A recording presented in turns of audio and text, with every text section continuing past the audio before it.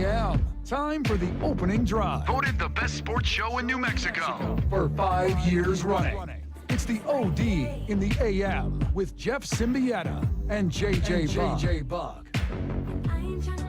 The clock hits triple zeros, and New Mexico is victorious 80-66, a huge second half. In the third quarter, the Lobos outscore Air Force 28-13, and in the fourth quarter, 18-11 to erase that halftime deficit, and it's a 14-point victory for the Lobos. JJ Buck on the UNM Radio Network. Big win for New Mexico women's basketball, getting back to it after a 17-day COVID-forced delay. The Lobos win at Air Force, improved to 10-2 on the season, 7-2 in league play, with one left against Air Force and then a makeup next week against Colorado State. JJ Buck had the call. What's good Wednesday? How you living? Opening drive, Jeff Siembieda and JJ Buck. Good win for your ladies yesterday, JJ. Down 12 or down 12 in the first half, down 12 down at halftime, as much as 12 in the first half. A big second half, and boy, give her a first start and watch her go for 31 points, huh? Yeah, Leticia Duff stepping up. Elise Hurst out of the lineup last night, and Tay Duff, who was the Mountain West preseason newcomer of the year, that's what she was voted, but she's come off the bench this season, making her first career start. Career had 31 points, also 5 steals last night. And the defense swung that game at the start of the third quarter. But the first half, it looked like a team that had not played a competitive basketball game in 17 days. Pretty much Air Force got whatever they wanted off the dribble, hitting shots at a very high pace. And then the second half, Air Force came back down to earth a little bit with their shooting percentages. But the energy, the effort was much different for New Mexico. And that's been the Achilles heel for Air Force. Same thing happened to them last time out against Fresno State. They're up by 10 at halftime. They got outscored 26-5 in the third quarter. Fresno State won that game. Air Force is unable to close this season. You know, I don't know that it matters who it is, and whether you or anybody else, and I'm not saying you necessarily, want to downplay it. These COVID-induced delays or pauses or whatever it is, when teams are missing a week, 2 weeks, whoever it is having they struggle in their first game. And I point to Baylor last night. Baylor is the number 2 team in the country and was dominant and was down big to a 1-13 in league Iowa State. They came back and won in the second half, but it's you hear coaches, you hear everybody talking about, well, we're rusty. We were off for however long, and then I hear people tell me, well, they're better than them, and they should be able to play. There's something to it. You know, I watched what New Mexico State has gone through when they went through their December and January, where they played one game in a month and a half, and came back from all those weeks off and lost at the end to Cal State Northridge, and then their struggles. There's something to these delays, JJ, and you watched the ladies last night, and a first half where Mike Bradbury said it didn't even look like we were having fun playing. In the second half, he said they look like they enjoyed playing basketball. In the first half, it didn't look like they enjoyed playing basketball, and there's obviously something to that. Now they're back.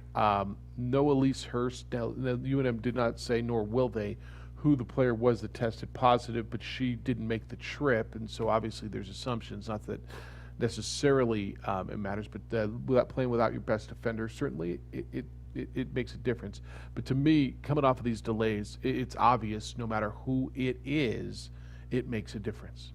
It does, and especially for the Lobos in this case, that 2 of the 3 pauses they've had have been COVID-related, so half of that time you're in isolation, not practicing. And so it's not just, 2 weeks off, you should be all right. Well, half of that time you're stuck in a hotel room or everywhere you're isolating at that point in time, not doing anything basketball related. And to your point, it really did show in that first half. But it was pretty crazy how quickly they shook the rust off, got 2 quarters of basketball under their belt, and then all of a sudden were able to flip that switch. And it's a difficult stretch because you're right back at it today. And then you have Sunday, Monday against Utah State. And then it's a Wednesday, Friday finish against the first place team in the Mountain West Conference right now, Colorado State. All right, so outscoring Air Force 46-24 in the second half. Lobos win 80-66 was the number. They'll do it again today. today. They do it tonight. So Lobo men's basketball today at 4 o'clock over on News Radio KKOB, 3:30 pregame show with Robert Portnoy and Hunter Green. And after that game, and so what are you looking at? About 7 o'clock is what you're assuming? 6:30 pregame show, about 7 o'clock? 7 o'clock pregame, 7:30 tip. All right, so that's what the ladies will do tonight. So it's the men first over on News Radio KKOB, and then the ladies here on the Sports Animal. And as JJ said, then they got the series in Logan, and then the league announced yesterday that they will play the series against Colorado State next week. That'll be on the 3rd and the 5th, which is next Wednesday and Friday. Lobo men will play a game against Colorado State. That'll be next Wednesday. Could be a day game. But they will not make up the games against San Diego State. Those have been deemed forfeits. I know people are losing their mind a little bit about that. There will be one game that San Diego State will play against UNLV. It looks like the league really handled the men's side and the women's side very differently, didn't they? They did. It's like you were seeing with the Lobo women. They'll play 2 games against Colorado State. The men in this case playing 1 along with a bunch of other schools. Now, also for UNM women, they've missed more games. So, of course, coming in to yesterday's contest, they had played 8 Mountain West games to this point. So, yeah, it's a more condensed schedule for the women, but especially with how they're trying to do these tiebreakers, determining factors. So they're forfeits, but they won't show up on like San Diego State's official record on the men's side. But then once you get to the average number of game played, you'll add losses, but then that won't show up. It's really confusing, but all I know is you got some basketball games to be played, and you got 2 weeks to do it. So according to the league, the San Diego State-New Mexico series, initially scheduled February 3 and 5, has been declared a forfeit by the conference membership due to the circumstances involved. San Diego State will be awarded 2 wins, New Mexico 2 losses for final regular season standings and conference tournament seeding purposes only. According to the NCAA, this does not change an institution's final overall win-loss records. All right, so let me hit that before, and then we'll get into the other stuff. Because San Diego State will tell you that they are bastard child, not favorite child. I know I heard on our radio station that you give it to your favorite child and give them a win, do everything you can to give them. I mean they'll tell you they get screwed by the league all the time, but I think everybody in this league will tell you they get screwed all the time. I think if there's a favorite child in the league, won't we all agree it's Boise State? I mean, would everybody come to a conclusion on that? Even Boise State, if there's favorite child status, golden child status, would we agree with that? Yep. Boise State All right. football. All right. In San Diego State, now there's a difference, and I heard Mike and Mike yesterday on our air. Somebody needs to explain to me. Nobody can. The difference is, and JJ, you tell me if I'm wrong here. And I think you and I agreed at the time that they should be declared forfeits. The difference is this is the only delay in league play that was not because of a positive COVID test. It was because a team opted out, because UNM opted out because of mental illness, because of, never really, because they needed a break.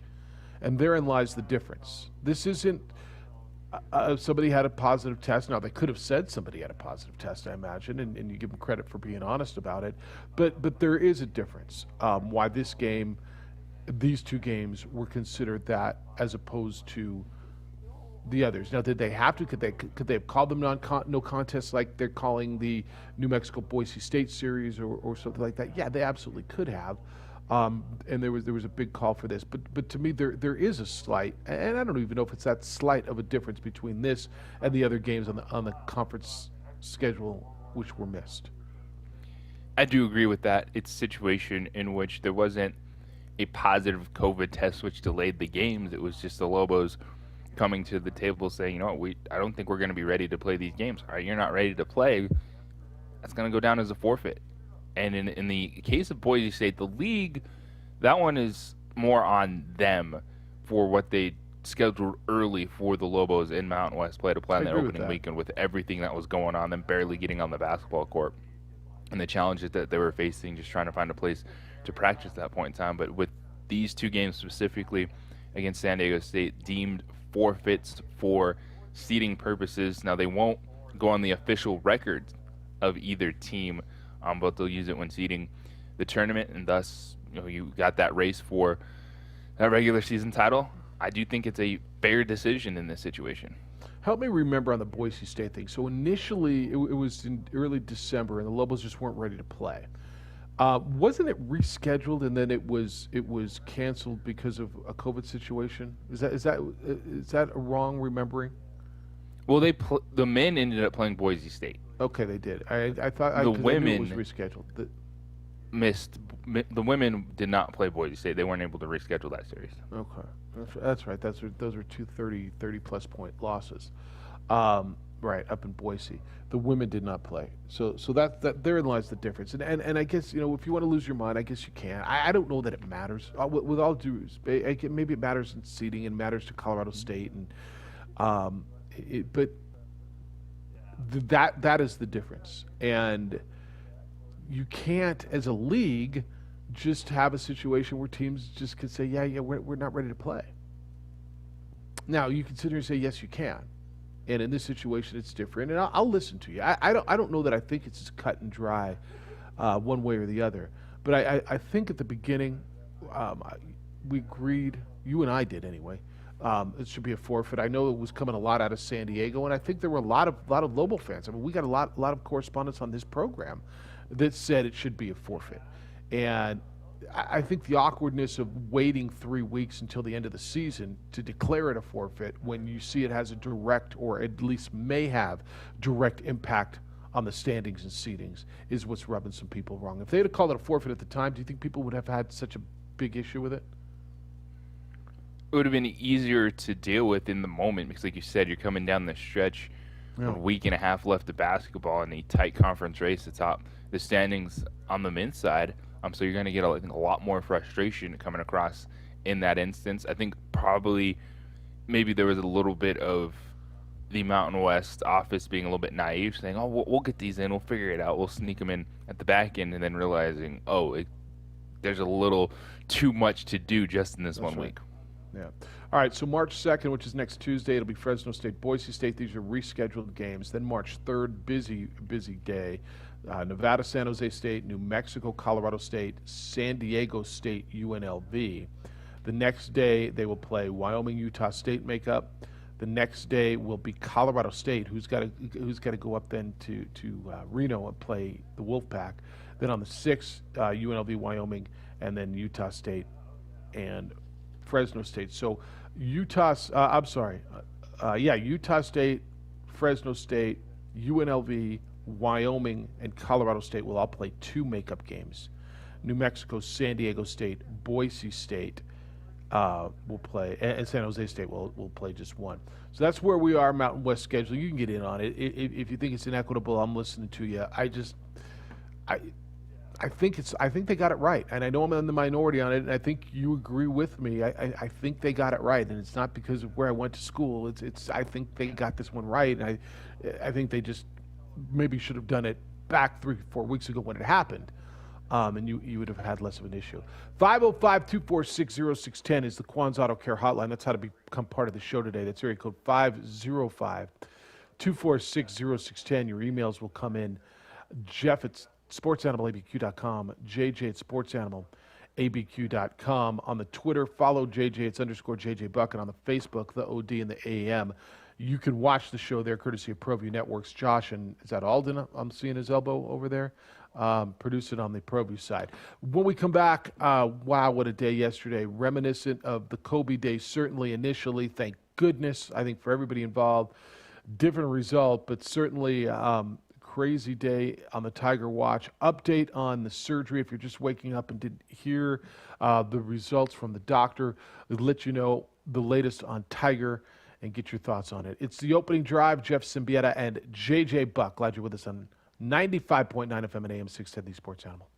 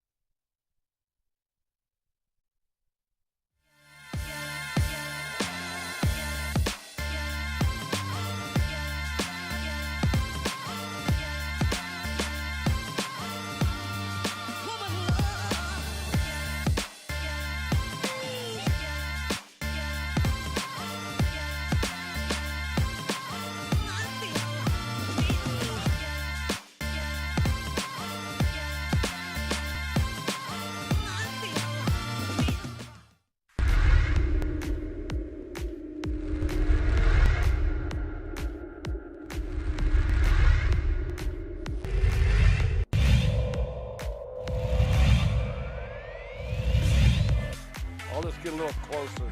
Oh, instead it's a gorgeous pass. Here's what Hill's gonna just shoot it. He's going to go all the way. He's gonna fire at the buzzer and he hits.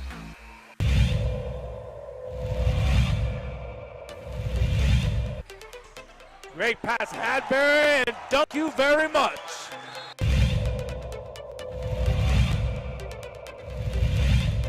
Tie in the district. Inside, fly, Eagles. Chavez uses some athleticism. And then Morris down low, able to finish. You called it, Steve, in 10 seconds. And look at this, stripped, stolen Watson. Kristen Lucero beats the buzzer. Here's Ian Chavez, the sharpshooter. Got it. Could have said that any better. He answered the question. He On got a another steal one. at the buzzer. Back to back for Chavez. To the paint. Medina from the volleyball lines. Medina wants another one from deep. Oh, he wants 10. Give him 10.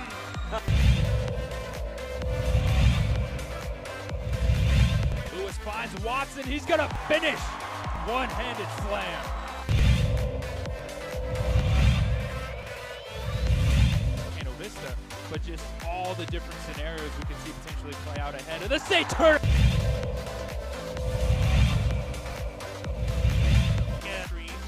Hill, the senior pops. Oh! Ho, ho, ho.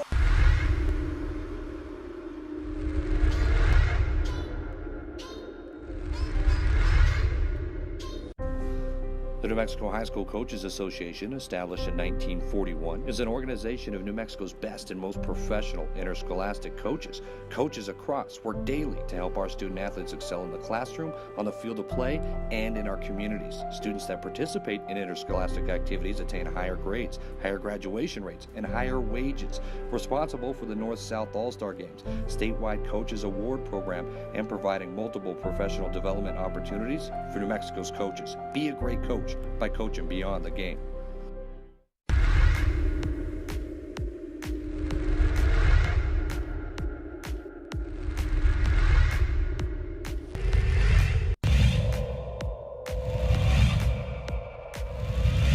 Let's play it over to Madrid. Plays it across the box off the dasher. It's settled. Shot on by Garcia. Trickles in. Goal.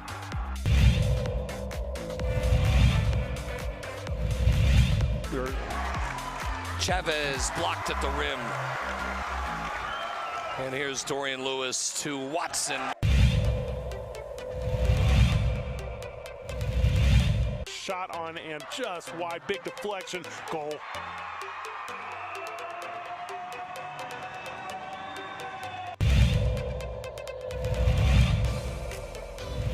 A little bit shocked, you know.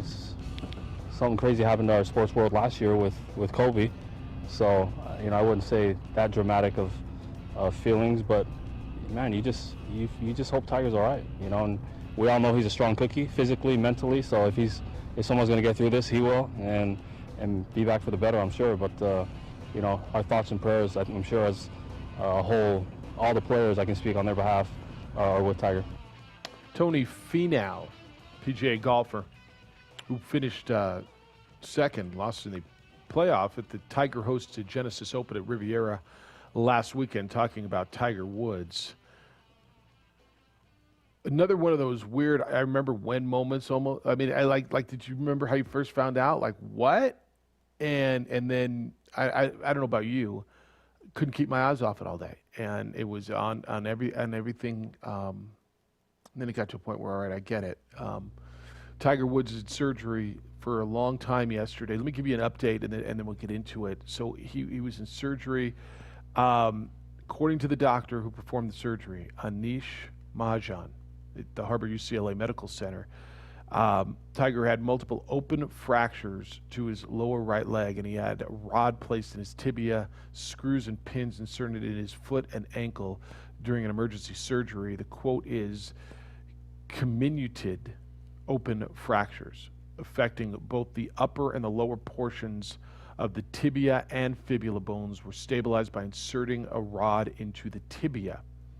Additional injuries to the bones of the foot and the ankle were stabilized with a combination of screws and pins. Trauma to the muscle and soft tissue of the leg required surgical release of the covering of the muscles to relieve pressure due to swelling, end quote. So a comminuted fracture is the bone is broken in more than 2 pieces. So it's snapped, it's shattered. Open means it broke the skin. I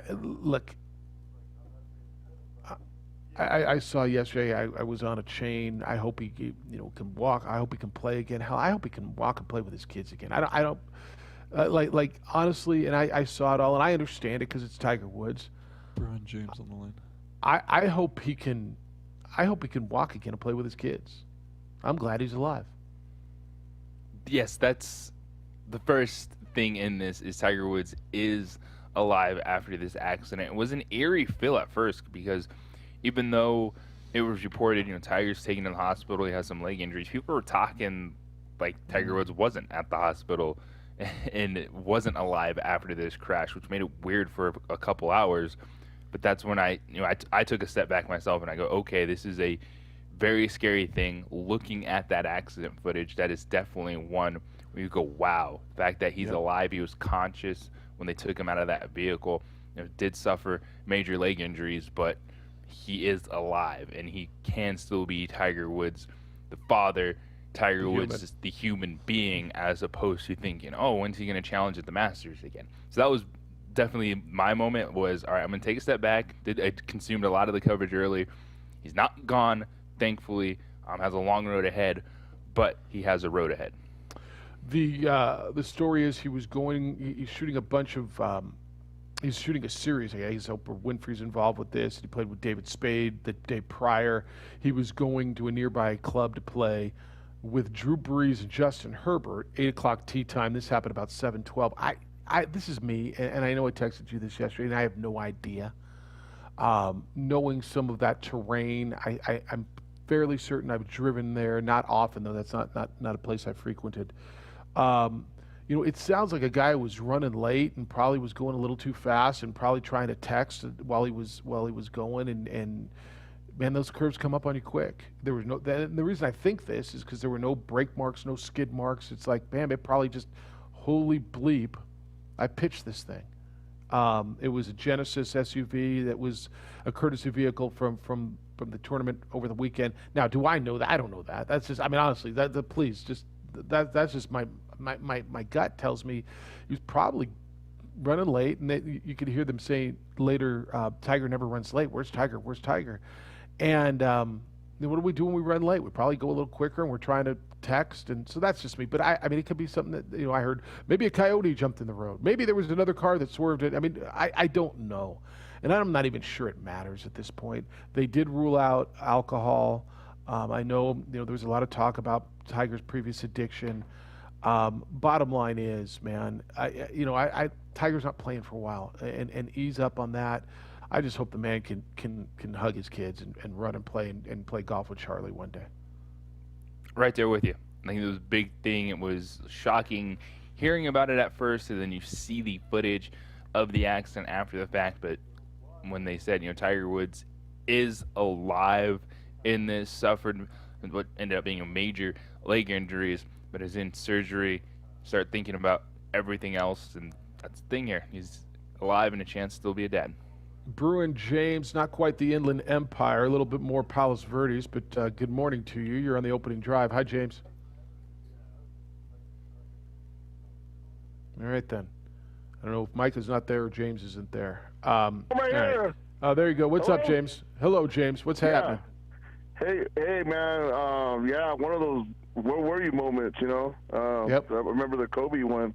No doubt. And I was with my sister. My sister was doing really bad, so I went at home, and we were sitting there in KTLA. There was a helicopter crash. Nobody thought about it or anything. And then, they said that Kobe died or whatever. And then me and my sister said, yeah, that accident. And then we're, because we were just sitting there in the morning having coffee. But anyway, yesterday I just got home, and my phone rings. It's my cousin, and he's a Siembieda County Sheriff's detective, and he calls me, and I was like, why is he calling me? You know what I mean? One of those, like, this is strange. So he goes, hey, Tiger Woods got in a car accident. Why did they take him to UCLA Harbor?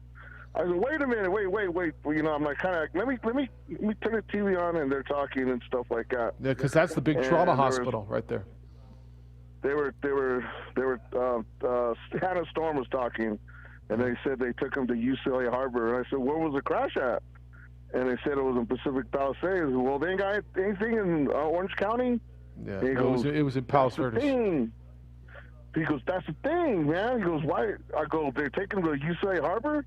I say, hey, T, something's wrong, man. If they're taking him to UCLA Harbor, he did something. Something's messed up. Because you don't, I mean, either go to Cedars-Sinai, USC, or right there, Orange County. But it wasn't in Orange County. So it was in Palos Verdes. Palos Verdes, it was south of the airport, and UCLA Harbor is over in Torrance. So it's really not that far. There were closer hospitals. But this is a big trauma hospital. Right, exactly, and that's what kind of got me when, because my daughter still goes to UCLA facilities in Westwood, but that's not where that was. Okay, I know, but anyway. When he said UCLA Harbor, I was like, oh, man, something's mad. I mean, it's just not what they're telling you right now. Knowing the background of UCLA and all that, you kind of know, like, oh, that's not right. That's something's up here. So then later on, they told that he had problems with his legs and stuff like that and was in surgery. And I was like, well, you know what?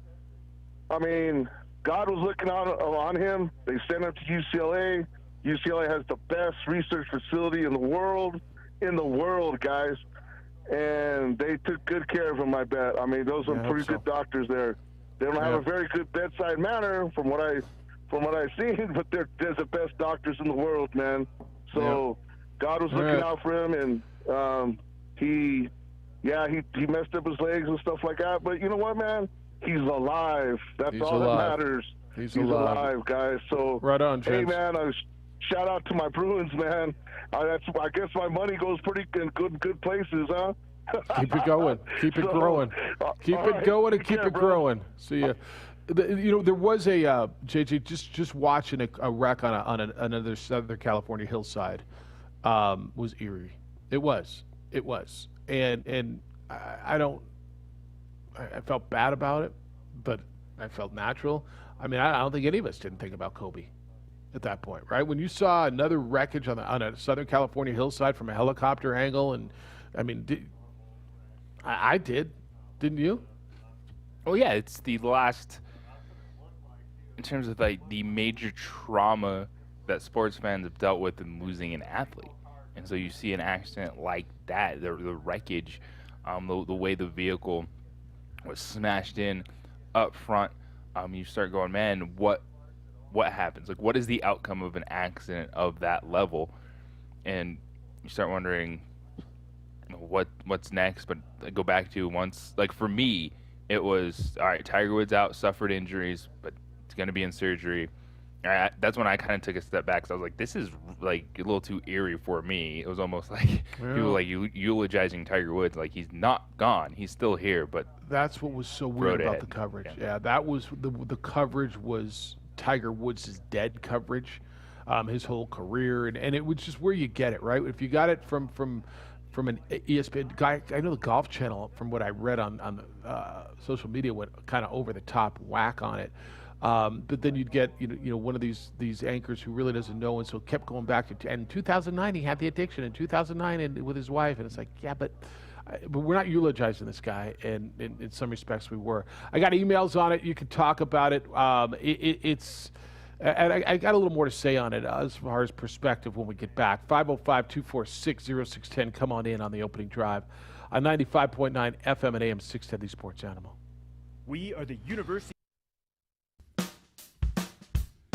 Well, I'm going to the frontier, walk to the cashier, order up a root beer and a number one. Cover it with green stuff, one scoop is not enough. Find a booth is real tough, back by the Duke. Meet my family, meet my friends in the quirkiest restaurant I have ever been. All of Albuquerque's favorite spot, it's the Frontier Restaurant. The Frontier Restaurant is a proud supporter of ProView Sports Network.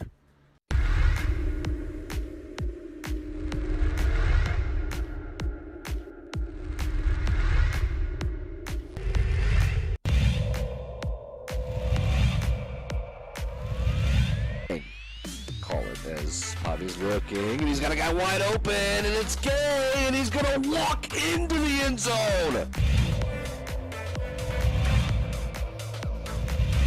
But he did a good job with it. First and goal, it's Chavez to the middle, and Chavez stops. And Stevens in motion. On the handoff to Mitchell. Look out! Oh, see you later. Take it to the house. Fly, Cardinals fly. To the other side, provide some protection. And off to Webskowski again. Look out! See you later. Good night. Touchdown, Webskowski.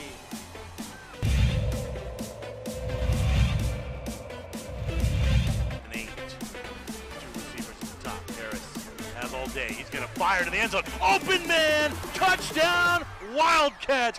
Not a defender inside. A little bit. Webskowski on the sideline. Hasta mañana. He's off to the races. Touchdown, Clovis. Albuquerque this afternoon. 34-24.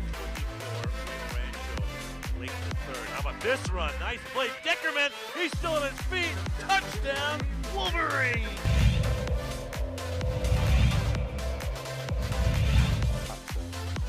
Exactly what they want to get yards.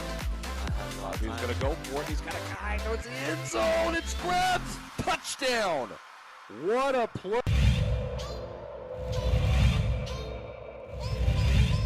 And long here for the Storm. Handoff to, we're going to fake the handoff, excuse me. Davidson on the deep ball. He's got some space, and it's caught. Still on his feet. Touchdown, Storm. Wow. Santa Maria.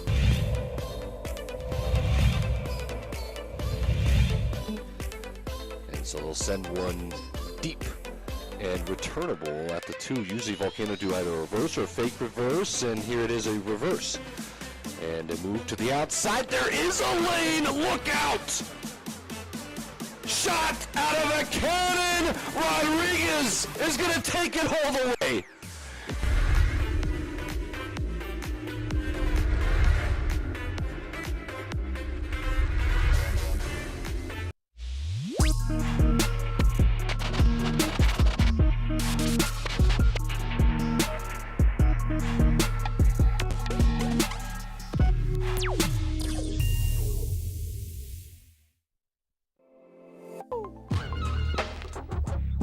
Interesting conversation. Rob said, I grew up right near there, and it's super steep. He said, I snapped my tibia and fibula, and I've had a rod put in my left leg, and it still bleeping hurts, and it's been almost 3 years.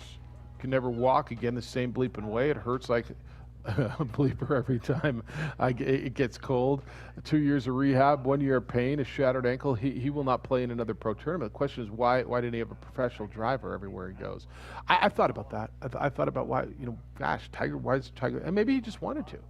I mean, my thought is, at some point, I don't know about you, and so everybody's different. I enjoy driving. I got a road trip coming up, and I'm actually really looking forward to the 3 hours, 4 hours on the road, and just driving. To me, it's just I like driving. He had a courtesy car, and I mean whatever. I don't know. I'm sure it'll all come out. JJ, I think the conversation to me on the golf is fairly clear and absolutely secondary. I've always been the guy that I think Tiger's coming back. I was one of the very few who, before he won the Masters in 2019, firmly held to my belief that he would win another major, right? You and I disagreed on that. I disagreed with most people on that. I was one of the few. This may be the first time I'm ready to tell you it's not going to happen anymore. The way these injuries sounds to me like at least a year of rehab, and Lord knows what. He was still rehabbing his back. I mean, Lord knows how far that set him back. He's 45 years old. I'd love to see it, man. And do I believe he'll play in a tournament again? I absolutely do. I absolutely do. But to win a major now, man, is going to be really tough, and I think that's absolutely secondary. Yeah, this is a situation. Tiger Woods will be on a golf course again. I think he'll want to show everyone that he made it back. If he can walk. Yes. Going through the rehab process. But in terms of talking about majors in Tiger Woods, yeah, I think that is just out the window right now until you see, what it's going to be like, just him walking around, let alone the torque and everything that's required to swing a golf club and then participate in a golf tournament. So I'm with you on that. And I think too, I think yesterday when the PGA players were making all their announcements, I don't blame them for really not knowing what to say in that situation, because all of them reverted back to golf, and they're like, Tiger Woods is the most resilient guy I know. Tiger Woods will be back. And I think Bryson DeChambeau, even in that, like, he can't not stop sounding like a robot all the time. I think he went a little over the top, rough. but I don't blame them, because it's just like, how do you handle that? I hope he's good, and I can't wait to see him back on the golf course. Justin Thomas probably handled it the best, right? He said it made me sick to my stomach. There's one of my best friends, and he's going through that. The reporting on that, your boy Ron Burke, who still is ghosting me, which is cool. He says, and he led into the sound bites, and fellow PGA golfers were surprised or something. Really? They didn't expect they didn't expect Tiger Woods to wake up, look at their phone and see Tiger Woods was in a debilitating car crash and was in surgery with both legs. I just thought it was an interesting way to lead into a soundbite. And PGA golfers are surprised. No bleep. We were all a little surprised, stunned, shocked. Michael, who'd you tell me is there? Rudy. All right, let's go there. Rudy, good morning. You're on the Quan's Auto Care Hotline. Hi, Rudy. Good morning. Got to get in early. Got a trial coming up at 9 o'clock, but I got to get my sports fix first. Good. That's a shame. Tiger Woods being in an accident. That guy's had an amazing career, but he's also had some tragedies. And this is his 10th surgery now. Oh, Lord knows. I have no idea. I know he's had five on his back. I don't know how many others. Yeah, I think they said this is his 10th surgery. So. Anytime you go under the knife, it's not good. But hopefully he can recover and have a good life. And switching gears, I tell you what, the Lobo women's team is something else. Lataskaya, how does she pronounce it? JJ, help me with that name. Latasia. Yeah, that's strange spelling. Latasia just. Man, she was dropping that ball through the net like it was unbelievable. I just could not believe the way she got hot. And 6 3-pointers later, and I don't know what was going on in the first half other than rust, and they hadn't played in 17 days, and they were missing some sync up with Elise Hurst out. But, man, that was an impressive second half. To score that many points and to just blow Air Force off their own court was pretty impressive. So I don't get what the Mountain West is doing, adding games. I don't know how that helps them for the men's and the women's. I don't understand why they're going to try to jam some games in right before the tournament. Well, it seems to me that everybody'd be better off just resting. So, Rudy, I think this was the plan, and I know we've talked about you can change plans. It didn't feel to me like they're jamming. There's a week, and they're playing a game or two. This was their plan to build this buffer, and we all said, "Wow, that's pretty smart." They built in a buffer a week. Why didn't the NFL do that? And secondly, certainly it's to recoup some of that television money. Yeah, and that can be the only inventory for games can be the only thing that I can see, because it doesn't really. I mean, here's the worst possible thing. What if UNM does pull off the upset and beat Colorado State? No, that really hurts Colorado State. You know what? They don't lose the game. They go out and beat a team that's 1-13. I mean, with all due respect, then go out and beat them. If you belong in the NCAA tournament and you're playing for a championship, go beat a team that's 1-13. Yeah, you know what's interesting about that matchup is I want to see Rod Brown play Roddy. Okay. Everybody has had problems with that guy all year. I think you need just a guy like Rod Brown that can get on him. Rod's as tall as that guy, and let's see what happens. I don't know if UNM found a way to play or not. They looked a lot better against Air Force, especially the second half. But they have the same plans, right? They might not be as good, but everybody has the same plan: get hot and go win the tournament and go to the NCAA, right? So let's see if Coach Ware can do what he's done his first 3 years and be a tough out at the Mountain West Conference tournament and make people not want to play him. That's what I want to see out of this men's team. Meanwhile, I think the women have a real shot at winning the conference tournament. They really, if they can keep shooting the ball like that, they're going to be very hard to beat. I agree with that. All right, man. Good luck on your trial today. Thank you. JJ, I don't know what more to say on that. I guess everybody's complaining. I don't know why this is a surprise.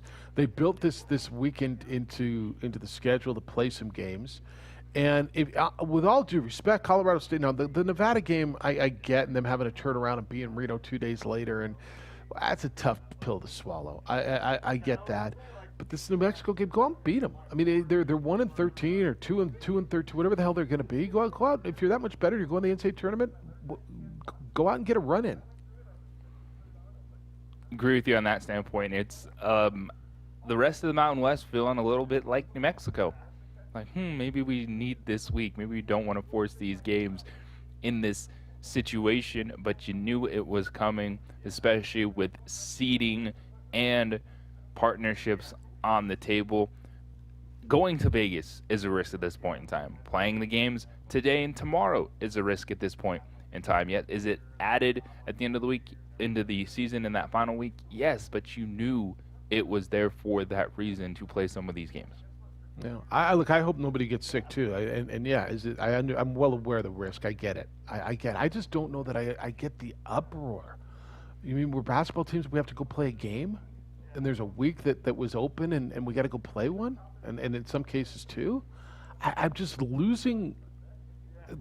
This was the model. This is what you all agreed to. This was how you set it up, and now you're executing on it. And I'm not telling you the league office is perfect, by no means, but I don't know. That's just where I'm losing it. You guys can help me understand it. 505-246-0610. Come on in. I want your thoughts on Tiger. I want your thoughts on Lobo women's basketball last night. The Mountain West making their calls on what they're doing. It's the opening drive on ProView Networks at 95.9 FM and AM 610, the sports animal.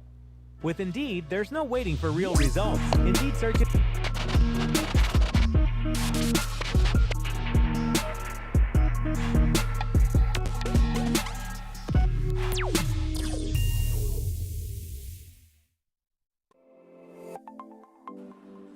Get into the game with Garden Swartz Team Sales.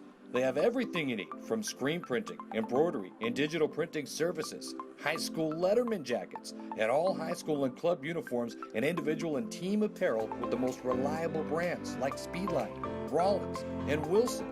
And don't forget to check out the latest F7 Shut helmet. It's all at Garden Swartz Team Sales. Give them a call, 505-884-1234. Garden Swartz Team Sales.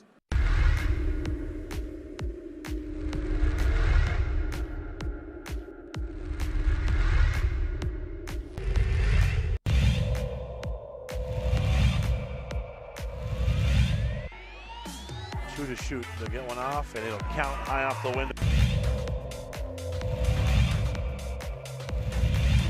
Oh my gosh. There's a long three. Boom. Bang.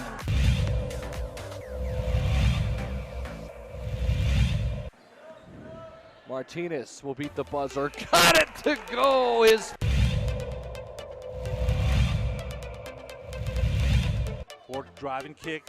Three's in the air. It's good.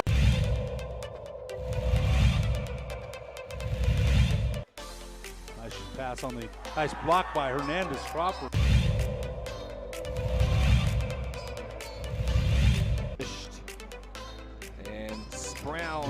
transition. But why not, Steve? Is Corbalan's going to go and he puts it away. And Corbalan wants to put it down. Here comes Screechers. Brown, you can't leave him alone. Put it down.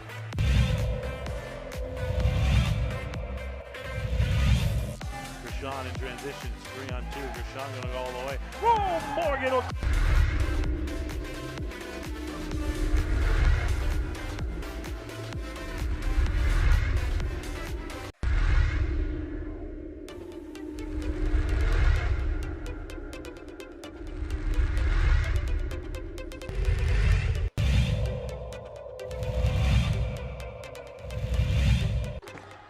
Ramos, rise and fire. He's fouled. You know, he used to coach for Del Norte. And here's Voss all the way with the finish. He'll get the... Behind the back of the dribble. Trying to go up with the right hand. He changed hands in midair. And Hotnet sent it away.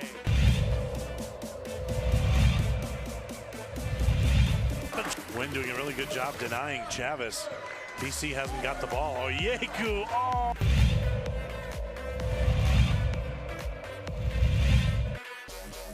Working against Watson. Oh, look at the spin move.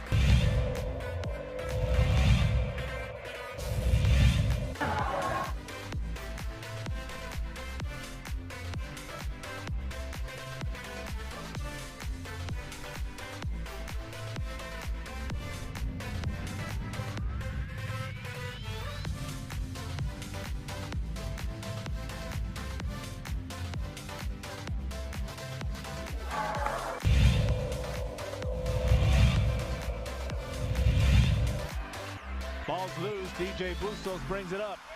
Barnes Tompkins, alley-oop. How about it? That was redunculous.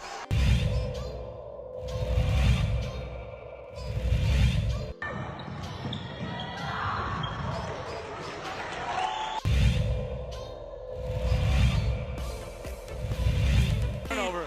Cable to the big fella might try to jam one home.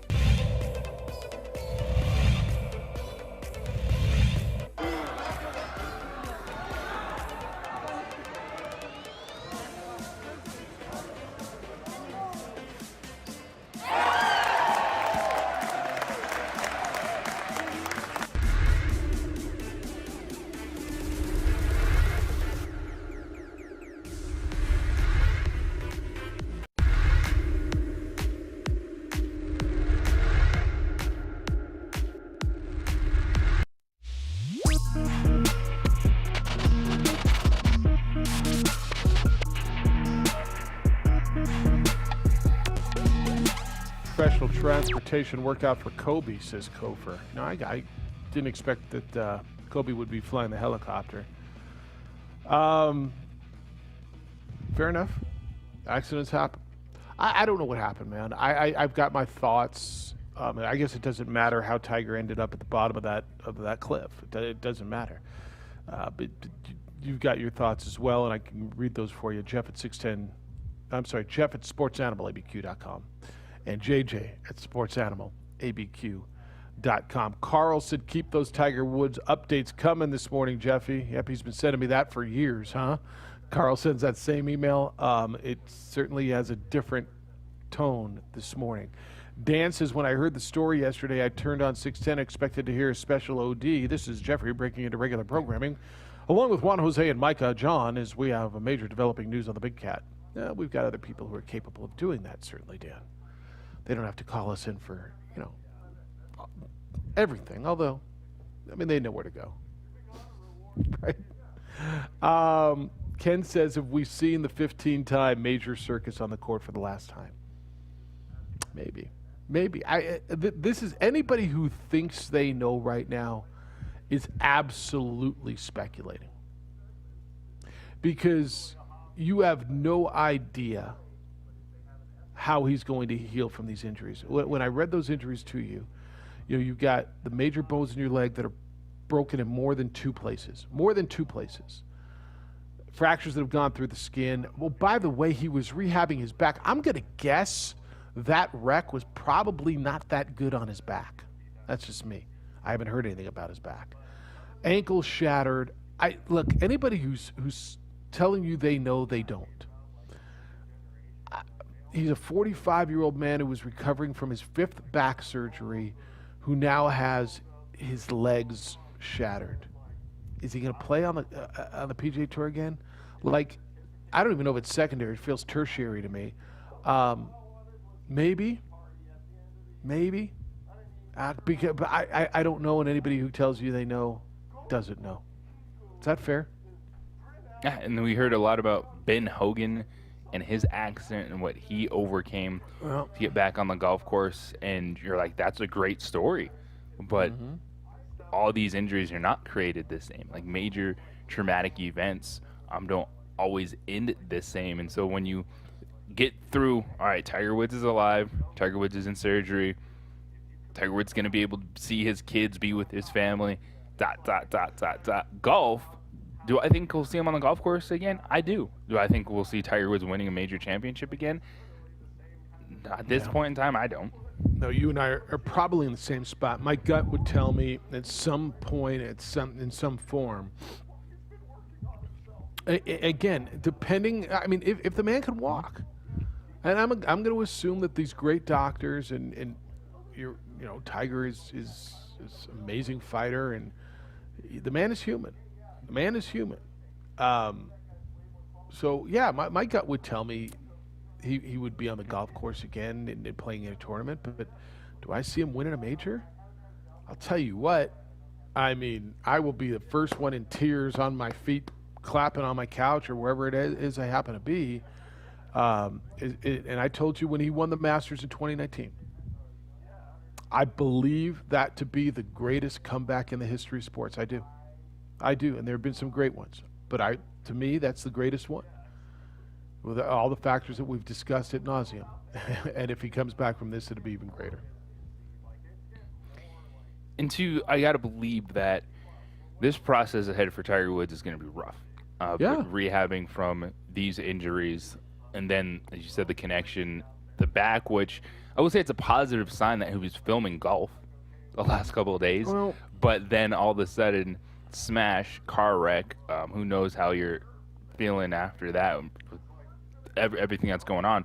But I think what is going to help push Tiger Woods through the rehab process is that moment of wanting to be on that course, to just have another moment, say, here I am, the game of golf, whatever level he is at that point in time. But I think and now we can start thinking about Alex Smith and how challenging and traumatic that rehab process was. But it was, him wanting to show too, like, I can do this one more time. Yeah. And I think it's going to be a lot with Tiger Woods.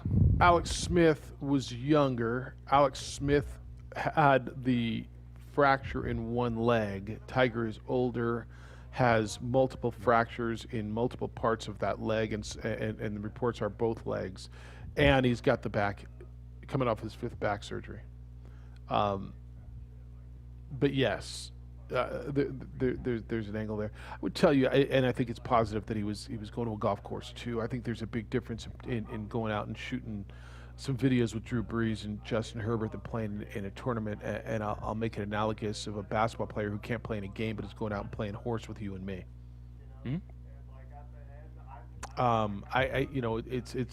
He was obviously shooting a bunch of for this series of him and this Oprah Winfrey series and in his partnership.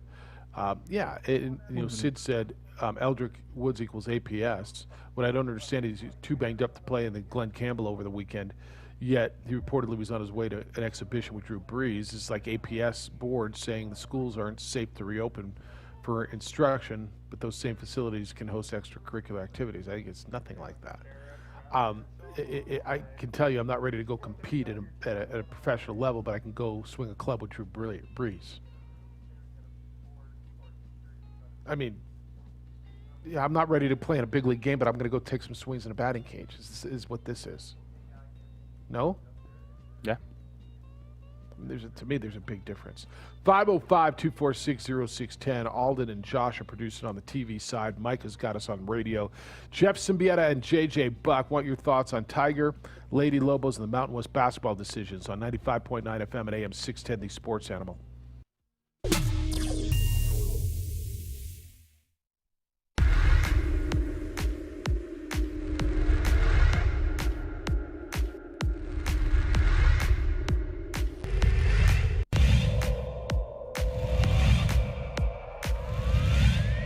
Second field goal, he's got 4 points. Watson, though, goes all the way.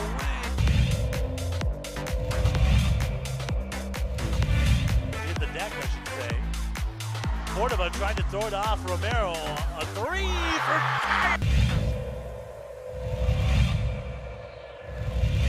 Set out to Jutapia. Nice move behind his back. It's a good.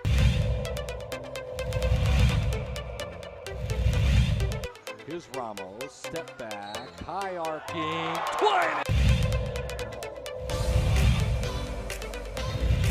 But he needed to get his legs back under him. Ooh, a little kick.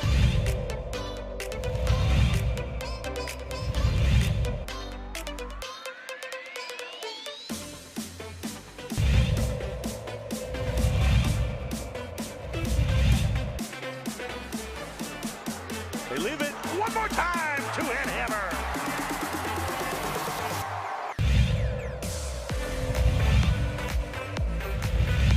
Look at this. They're going to score again. Look at this. Up top. Yes, and the finish for Akbayosi.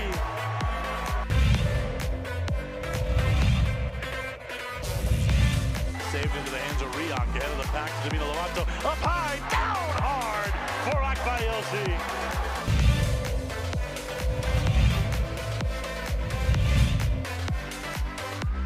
Out of the corner, Casals, the 3-0, Katenge! Let me clean up the mess! He dropped out of the rafters for that one, Steve.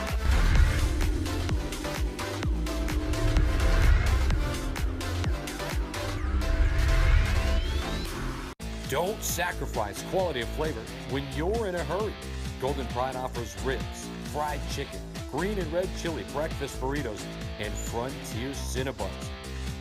4 great locations, or visit us online at goldenpride@abq.com. Golden Pride Barbecue Chicken and Ribs, proud supporter of ProView Sports Network.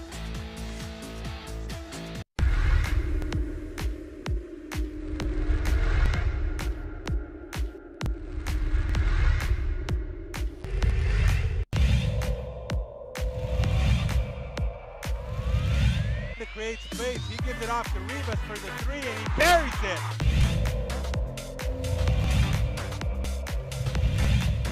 Coming in soon, double pick set for Avalos, goes to the right, Avalos puts it up high, window, scores it as foul.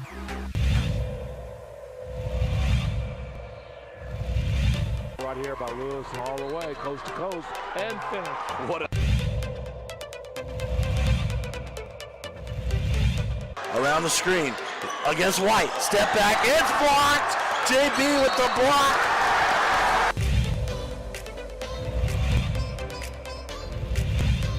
In transition, ahead to hit on for the 2-hand hammer. Minutes to go. They've got a shot. They have a chance, and it's put up, and it's good. What a 3 that is by Jalen.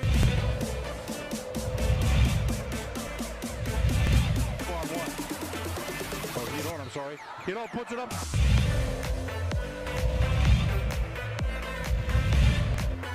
Rebound, Cowboys. Right. Now, voted the best sports show in New Mexico for 5 years running. This is the opening drive with 2-time New Mexico Sportscaster of the Year, Jeff Siembieda, and JJ Buck. Lobos will play tonight, both of them. Lobo men, 4 o'clock in the afternoon over on News Radio KKOB against Air Force up at Clune Arena. Then they'll clear the courts or whatever they do, run the Zamboni out there. And then the ladies will go. JJ will have the call somewhere around 7:30. right here on the Sports Animal. Ladies were winners last night at Clune Arena, 80-66 over Air Force. They were down by as many as 12 in the first half. Latacia Duff, 31 points for UNM. Antonia Anderson had a double-double, 14 points, 10 rebounds. UNM wins 80-66. They improved to 7-2. JJ, and you're the voice of Lady Lobos. You've seen most of the teams. Are they legit now going into the conference tournament? Are they a contender? Yes. I'm very excited to see them against Colorado State. Hopefully by that point in time we'll know more on Elise Hurst if she's back in the lineup. That solidifies them. But when you look at Fresno State, which is a team right there with New Mexico and conference contender as well, the Lobos split that series. Their style when they're on is very challenging for opponents. Their three-point shooting, and then when the Lobos forwards use their quickness, use their athleticism, because they're not the strongest team inside, so they got to take advantage of the quickness to try to front post players defensively, get in those passing lanes, and then get out in transition. I do believe this team can make a run in Vegas, and the depth that they have. No Elise Hurst in the lineup, and then Latacia Duff coming in, career night, 31 points, also adding 5 steals. But I'm really looking for that Colorado State series. But you still got tough back-to-back to finish off tonight, and then Sunday, Monday against Utah State before you get that opportunity with the Rams. Bradbury Coach of the Year if they win. If they win tonight and split up there at Fort Collins, considering everything that he's been through, the road stuff, does that get factored into it? He'll be first or second seed conference. They're 7-2, so let's go say 8-3 or certainly 9-2. I don't know. Do they play enough games for him to be Coach of the Year? They played 9. That'll be 10. That'll be 11 games out of the 20 that are scheduled. I'm not sure he's played enough games to be Coach of the Year. How do you look at it? I think he definitely would get some consideration at that point in time, and probably would end up being Ryan Williams if Colorado State wins a conference, considering they were a team that was not picked to win the Mountain West Conference this season. It was all eyes on Fresno State and Boise State, but I do believe Bradbury and Williams would get a very good look at Coach of the Year. All right. 505-246-0610. That's how to get at us today. You're sending emails. Jeff at sportsanimalabq.com. JJ at sportsanimalabq.com.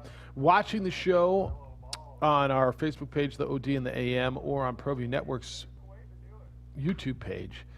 You go to ProView Networks. Josh and Alden are producing on the TV side. Micah, of course, on the radio side today.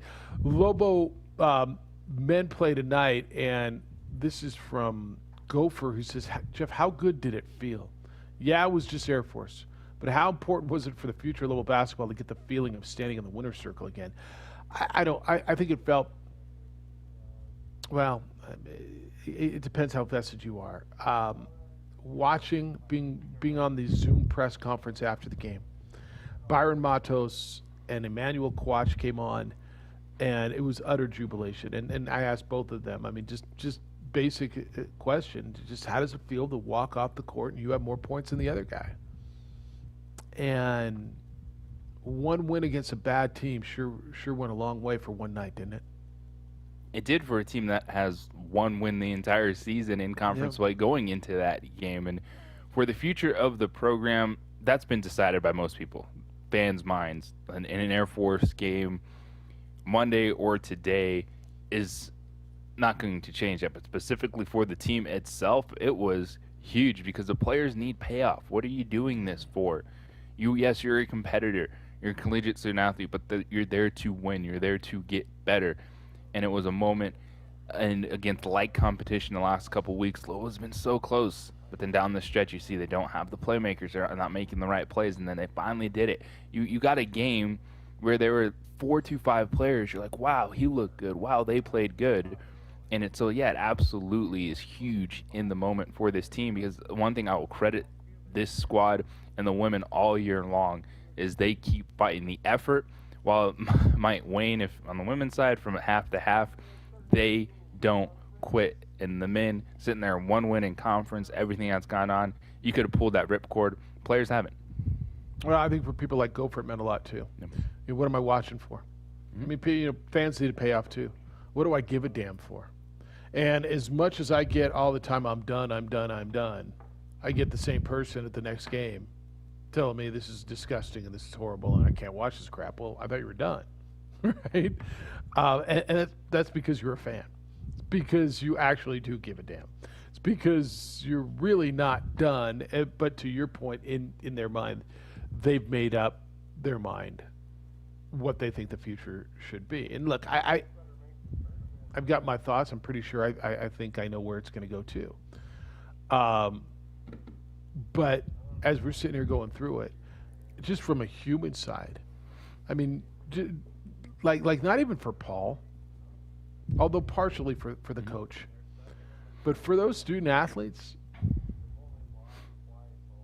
to sit where we sit, and which is now in front of a computer instead of a room, but to watch the genuine joy on these young men's faces when they win a game against Air Force. And I get it. It's not even a pebble in the ocean in the landscape of college basketball. You think one person gave a damn across the country that New Mexico beat Air Force? No. It's not a 307 RPI or net ranking team beat a, 295 or something. I mean, who cares? But for those guys, that was a big blipping deal because they've been busting their butts and going through something that really nobody else is. And to your point, and I say it all the time, you got to have a payoff, man. There's got to be a reason we're doing this. Give me something to feel good about. It goes back to the kids playing high school athletics. Give me, why are we doing this? And so, yeah, go for it. It was a big deal for them. On the big radar, wasn't a blip. But for those guys, it was a big deal. The two things happening simultaneously. It's the season that the Lobos are still in, still playing right now, versus the overall program.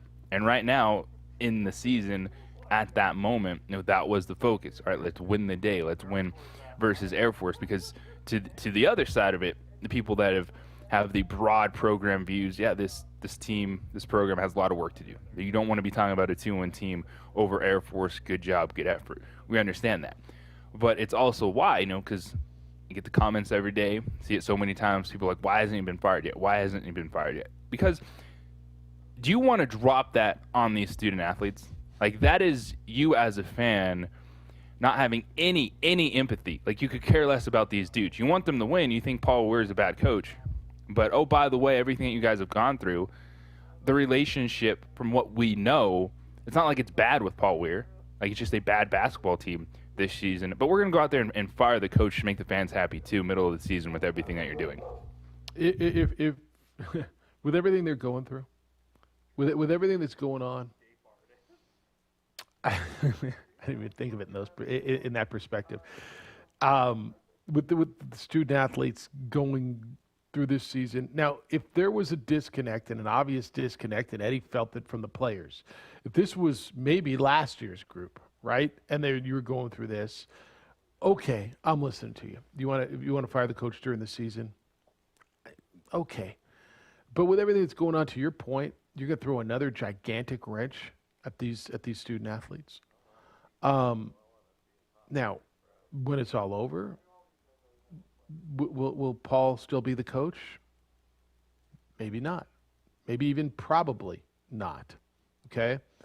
But to do it midstream and when these guys are going back and forth, JJ, is your feel that the players are still behind this coach, that they're still playing for this coach, that they still love this coach, that they still like this coach, that they still want this coach here? At this moment in time, yes.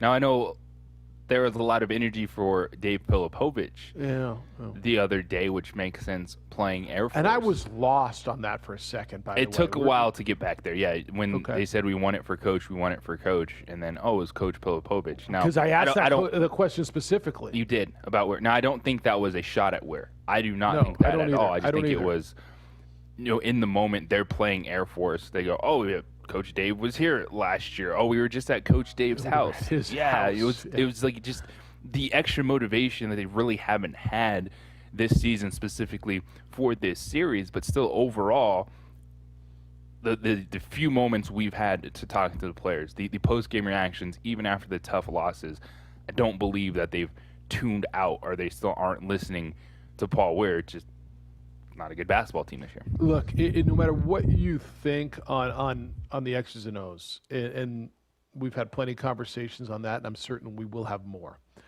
JJ, I don't think there's anybody. Well, okay, so most of the Paul Weir conversation starts out, he's a nice guy, but ... right? I don't believe for a second that Paul doesn't have the players' best interests at heart. I think he's doing things with the players' best interests. After the game, how did it feel? Jeff Grammer, I think, asked the first question. How did it feel to win one? I'm just glad for these kids. I'm just so glad for these kids, and I believe him. He's been asked, "What about you, Paul? Do you need a mental health break?" Right when they took their break, the San Diego State week, he said, I it's not about me right now. I can't walk away and have with everything the kids are going through, I can't take a day off. When I'm talking to their parents and I'm talking to these kids, and so. Look, I believe Paul's a good guy. I like Paul. I believe that he's got their best interest. Now, you can have a conversation whether you think what he's doing is best for them or not, but I believe he's doing what he believes is best for his student athletes. Can we agree on that? Yeah, this is a situation if there was something really wrong between the coach and players, like last year, they would not have responded after that San Diego State week. Yeah, I think that's like right. they would have gone out. Those Fresno State games would have looked terrible. Yeah. Like they wouldn't be out there competing. They wouldn't be out there going overtime against Wyoming. It would just be a bleep show. And by the way, and I get who they've been playing. I get that Boise State, Nevada, San Diego State, Utah State were all early in the schedule. That's how the schedule was. So I got it. They're playing Fresno State, Wyoming, Air Force. I don't think it's arguable they've got better. Now, I get, granted, against the competition they're playing, but they've gotten better. Have you seen progress in the bigs? Have you seen less turnovers? Their offense looks better. They're to me, even if you want to X and O this thing, and I'm not telling you better enough that he should keep his job or not keep his job. They've gotten better, and to me that goes to they're still playing for him. Yeah, it's one that I'm still not confident if you put them on the floor against any of the top four teams. No, that's right. Like we'll see it next week against Colorado State, but against like competition, that's the reality of where we're at in the moment. It's all right. What we're talking about specifically this season versus the overall program conversation. Yeah, and we'll see that next week. And I agree with you. And by the way, I don't know that it's enough to just because they're playing for him and they like him and they've gotten better. Is that enough to save his job? I'm not sure. I think that, but and I know where I am on this, but. If you want to say, why was he that whole why did they fire him during the year? There's the case why they didn't. It's laid out for you. What was that going to do? Were they going to win one more game? I'm not sure they would have. Were they going to lose more? Well, they lose a lot. So I just that wouldn't have been in the best interest of the student athletes. And I think Eddie did the right thing there. 505-246-0610. You trusted your home and your business security to a local company. I do too, IPS. But your company sold out. They got selected. Now your security's on the brink of being bought out by a national corporate giant. If you're in that case, you don't need to be in that situation. Call IPS, International Protective Service. IPS is not for sale. IPS is invested in this community. They care about your home. They care about your business security like it's their own. Let their highly trained armed guards or 24-hour patrols protect what is yours. Bad guys don't care. They just want to steal something. IPS protects what's yours. They stop the bad guys before they break in. Don't wait until something bad happens. If you need 24-hour patrols or armed security guards, call IPS. I think we all could use that peace of mind these days. And if you've got a trip coming up, you're going out of town, IPS will roll by your place. They will do exterior checks. At home, pick up the newspapers, the mail, roll the garbage cans to the curb and back on garbage day. Your home gets that lived-in look. And they protect what's important, your family, your security. Call IPS. I did, and I'm glad I did. 505-897-2420. It's 505-897-2420, or visit them at ipsglobal.com. Don't know.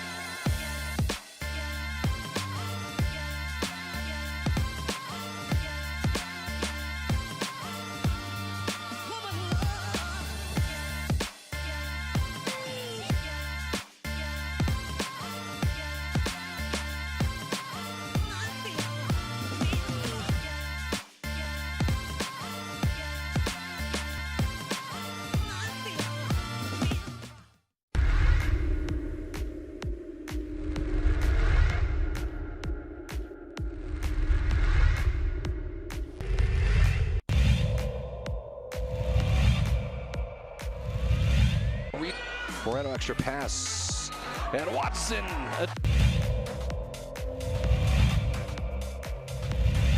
Out with it, Gallegos, and he's going to run all the way. Window, yes!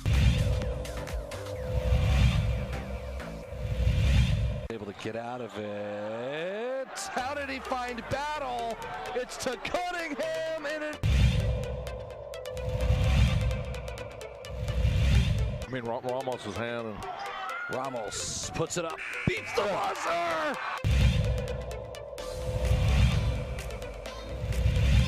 Boy, Jefferson wide open. Jefferson to Daraji! Into Watson with the jam!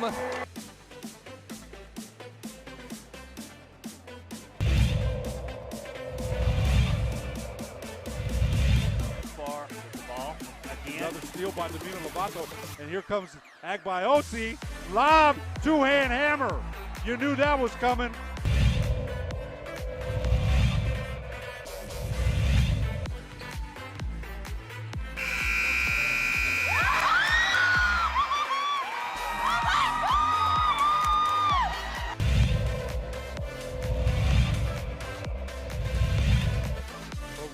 All over the place. Heck about the lob to Agbaiosi, the one-hand hammer. Put up. And a drive from Parham.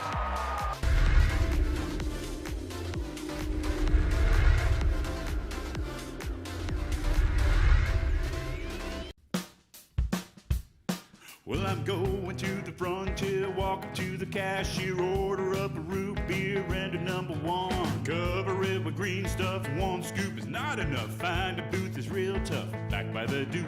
Meet my family, meet my friends in the quirkiest restaurant I have ever been.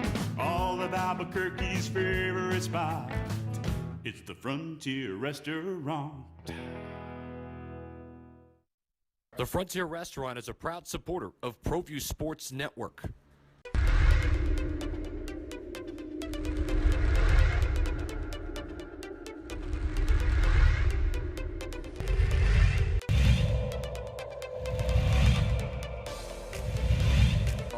Lovato driving. They're going to count it.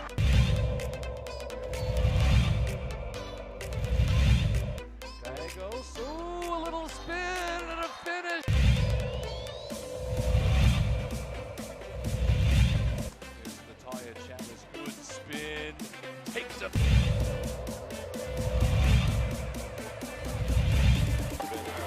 Ramos, nice jump stop to the...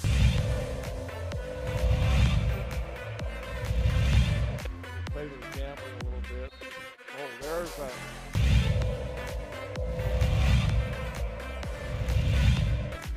Hill, little step, high window.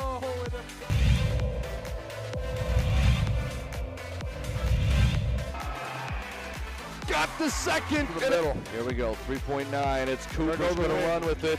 Cooper's going to swing it out to Lowry. Lowry, Portillo couldn't get it off, and Clovis goes in.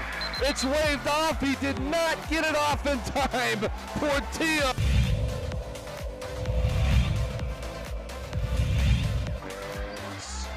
Reverse layup. Gallegos spins, window, finishes.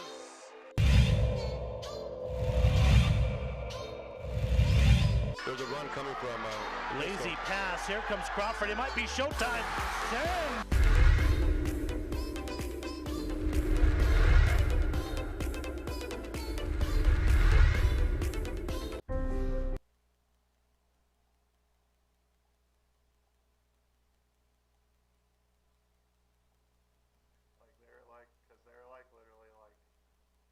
Talking about like mind control and like fucking like New World Order stuff, and I was just like, oh, did we lose? The New Mexico High School Coaches Association, established in 1941, is an organization of New Mexico's best and most professional interscholastic coaches. Coaches across work daily to help our student athletes excel in the classroom, on the field of play, and in our communities. Students that participate in interscholastic activities attain higher grades, higher graduation rates, and higher wages. Responsible for the North-South All-Star Games, statewide Coaches Award Program, and providing multiple professional development opportunities for New Mexico's coaches. Be a great coach by coaching beyond the game.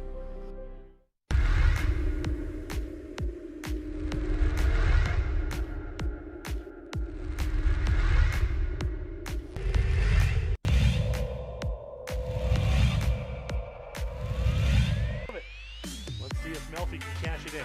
He's got some protection. Deep ball. Erickson's open. Touchdown, Monarchs.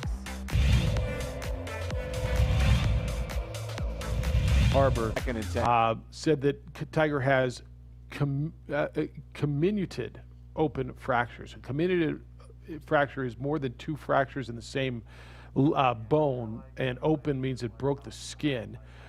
He has comminuted open fractures affecting both the upper and lower portions of the tibia and fibula bones.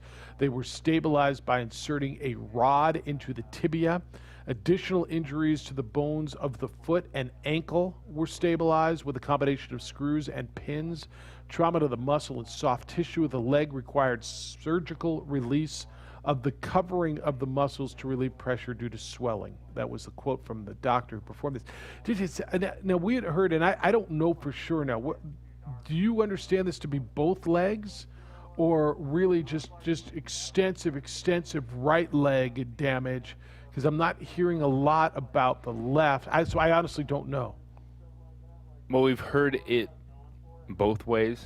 So Yeah. what you just laid out, the extensive surgery on the one leg and ankle, but then potentially both were broken. We'll find out more. Yeah, I'm no, sure I know we later will. today. Yeah, and he's awake and responsive. By the way, how about the Genesis? Like if you listen to the gentleman, the sheriff's deputy who was first on scene, and we all saw the vehicle, he said the cabin was pretty much completely intact. Both the airbags released. There was very little damage to the cabin, and Tiger was wearing his seatbelt, and the deputy said that the seatbelt, in his opinion, the deputy's opinion, saved Tiger Woods' life, which goes a long way to the safety features of the 2021 Genesis SUV, huh? It matters. So shout out to the safety engineers, the people that are making sure these vehicles are safe, because it goes to the wayside. When you're looking at that new car, you're like, does it have heated seats? How's the sound system? That is a big deal. The heated seats, don't downplay the heated seats now. Yeah, how's the sound system? How's the AC work? What kind of power do I get out of this thing? 0 to 60 in 4 seconds? When are you ever going to use that? What does it sound like? Oh, turbo V6? Oh, hybrid? And then, by the way, like, oh, we want to know about the safety features? No, I'm good. Okay. Big deal. I'll bet you pay more attention now than maybe you did 3 years ago. Yep. The safety features. No, there's no doubt. There's no doubt. And boy, I mean, in the long run, the Genesis, maybe, I don't know if it saved his life as opposed to pick your other brand. But it went a long way. So Tiger is recovering from that. I got an email from John. It says, hey guys, when I got the news flash on my phone about Tiger, I thought for sure it was going to be bad news. We're right up on the Kobe anniversary, and somehow things managed to work that way, and I thought we were going to hear he had passed. I'm very grateful to hear he didn't. That's what everyone should be thankful for. And what we should be focusing on is his health. If he never plays another tournament again, it's irrelevant, especially right now. What's important is that he's alive and his injuries are not life-threatening. And let's hope that if he does go down the Alex Smith road and recovers without any issues, let's hope he does that. If he never plays again, he's still on the Rushmore of sports. Not golf, but sports. With the Babe, MJ, and yes, Tommy. Let's hope for his recovery. That's interesting. I mentioned to my wife on the way out the door this morning, he says, that I was so impressed there had not been one joke or meme or anything bad about Tiger on social media. And then I listened to your bleep show. No, he didn't say that. Then I hear Sid's email comparing Tiger making this video to something else he has no clue of, which he's speaking about, which is APS.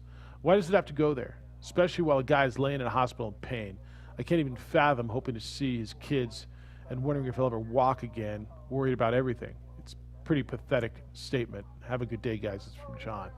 Yeah, look, to me, first of all, and foremost, all the golf talk, and I heard a lot of it yesterday, it was either secondary or tertiary to me. It just didn't matter to me.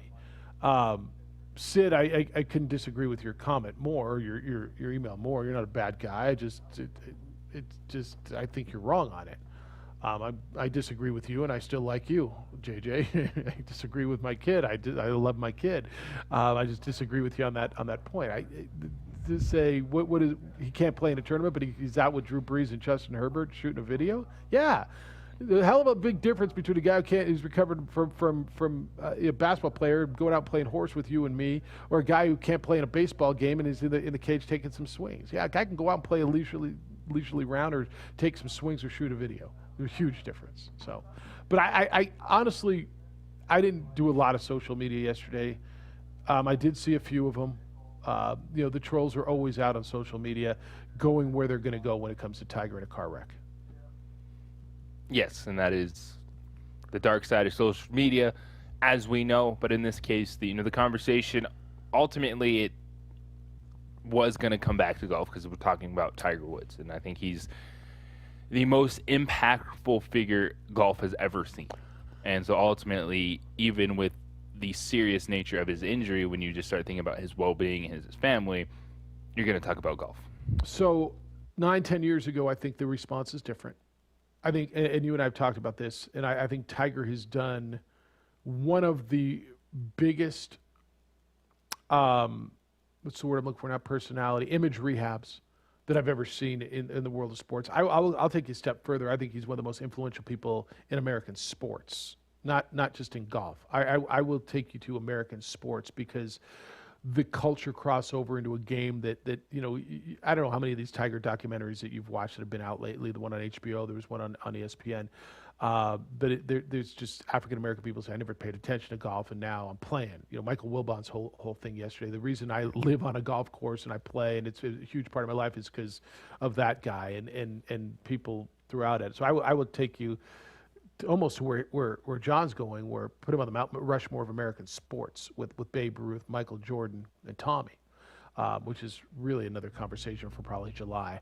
But the image rehab, I think, certainly went a long way to tug at people's heartstrings a lot more yesterday and today than maybe it would have 9-10 years ago. Yep, and that's fair in this conversation with Tiger Woods.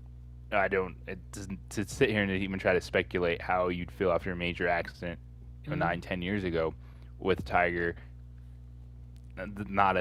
it would have been gender polarizing. It would have been down gender lines, percentage wise. Something like this, but it's the humbling of a human being, the remorse that he showed, and the life that he's just trying to live now with his family. And I think the moment that really does stand out to me too is that a tournament he was playing with his son, and that's the path that Tiger Woods has been on, trying to get everything back together, and you just hope he can get back to that moment on the course with his son.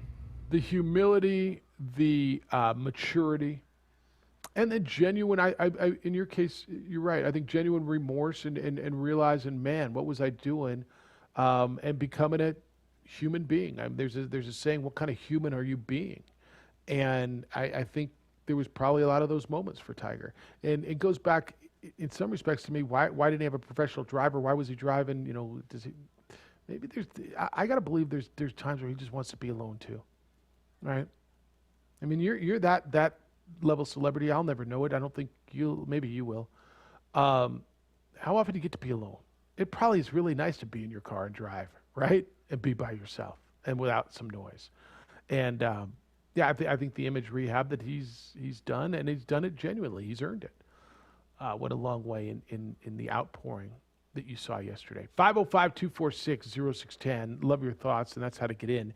888-922-0610. We do have some NFL to talk about. You can continue to get in on Tiger. We'll update you as we go, as he continues to recover from the significant injuries. You're watching us on ProView Networks and listening to the opening drive on 95.9 FM at AM 610, the Sports Animal.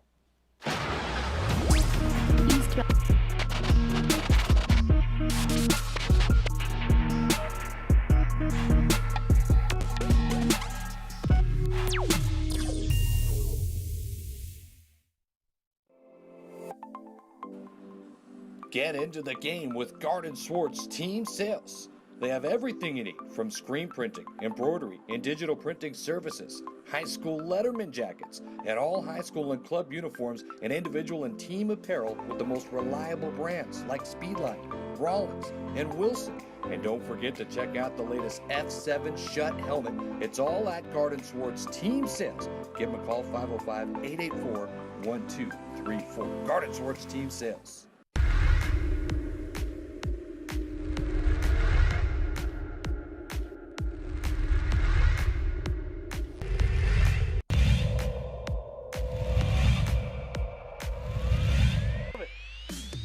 Melfi can cash it in. He's got some protection. Deep ball. Erickson's open. Touchdown, Monarchs.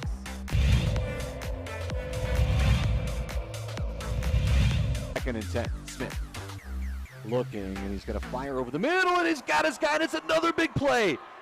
Walking away for a touchdown, Tristan Altier.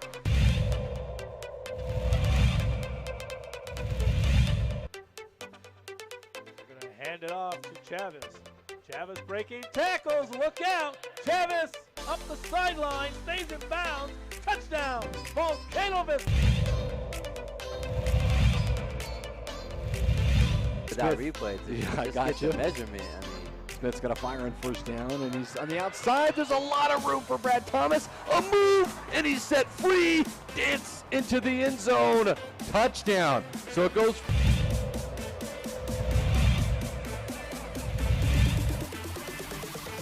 Run with it. Stumbling. Gets down into the end zone. They're looking to throw it. And he throws it in the end zone. Caught! First and 10 from the 11. And spin move for Smith. Push the B button. Dance into the end zone.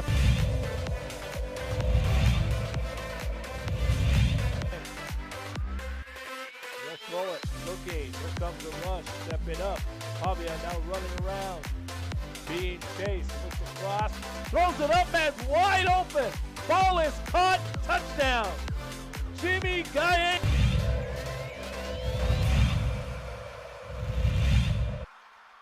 Chavez dropping. Looking. Stepping up. He's going to run. He's got a lot of green in front of him. To the end zone. Touchdown. Rio Rancho. Isaiah Chavez. Chavez set. He's going to run with it again and dives and.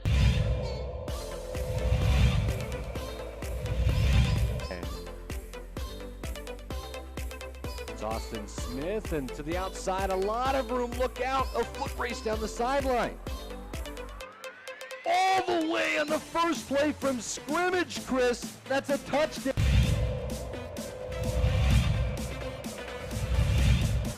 Scrambling. And off. Great hit. He bounces off. Outside. Got some daylight at the 20, the 10, the 5.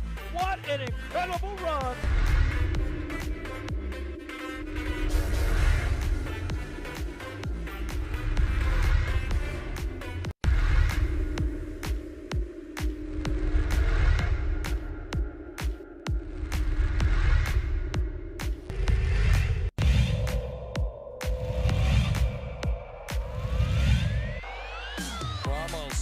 Another!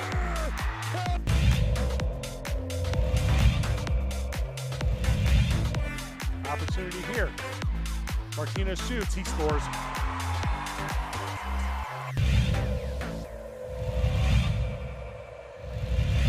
Cut into it. Had some nice looks at the rim. Win. Inside. They're not going to miss this one. Two-hand hammer from Murillo.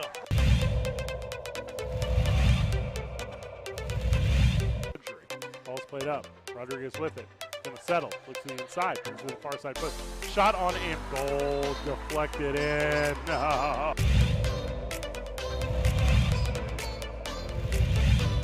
Dorian's going to go all the way. It was blocked by the rim. Get it out, says Kobe Wade.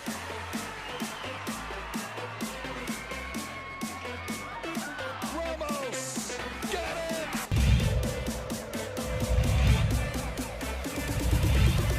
Look out. Ramos, can he chase it down? It was a freebie. Saved it. Tiger Woods said to be resting, recovering at UCLA Harborview Medical Center in Torrance, California, after the wreck yesterday. It's the opening drive. Jeff, JJ, Micah, Josh, and Alden. Alden's best dressed of the 5 of us today. It's a good one. Everybody repping a little bit of something. There's a lot of logo today. It's a lot of logo today. Logos. This show has got to be, I mean, with no doubt, with all the logo, we're sponsored by the New Mexico Bowl in some way or another. At least we are. You know, at the end of game shows, sometimes host wardrobe by. I mean, the wardrobes are by New Mexico Bowl, or in some cases, Yes. Gildan New Mexico Bowl. But however it is along the way. All right, let's go to it. 505-246-0610. Edward, good morning. You are on the Quan's Auto Care Hotline. Good day, sir. Good day, gentlemen. 3 points of business today. One, on Monday, old Primetime over the weekend got its first college victory, Deion Sanders. You know, I worked for a company, and I was had a business relationship with Prime about in the late 90s, and I got to know him pretty well, and I'm rooting for him. And he played Edward Waters College. Yeah, I want to see Edward Waters play Howard. Who wins if Edward plays Howard?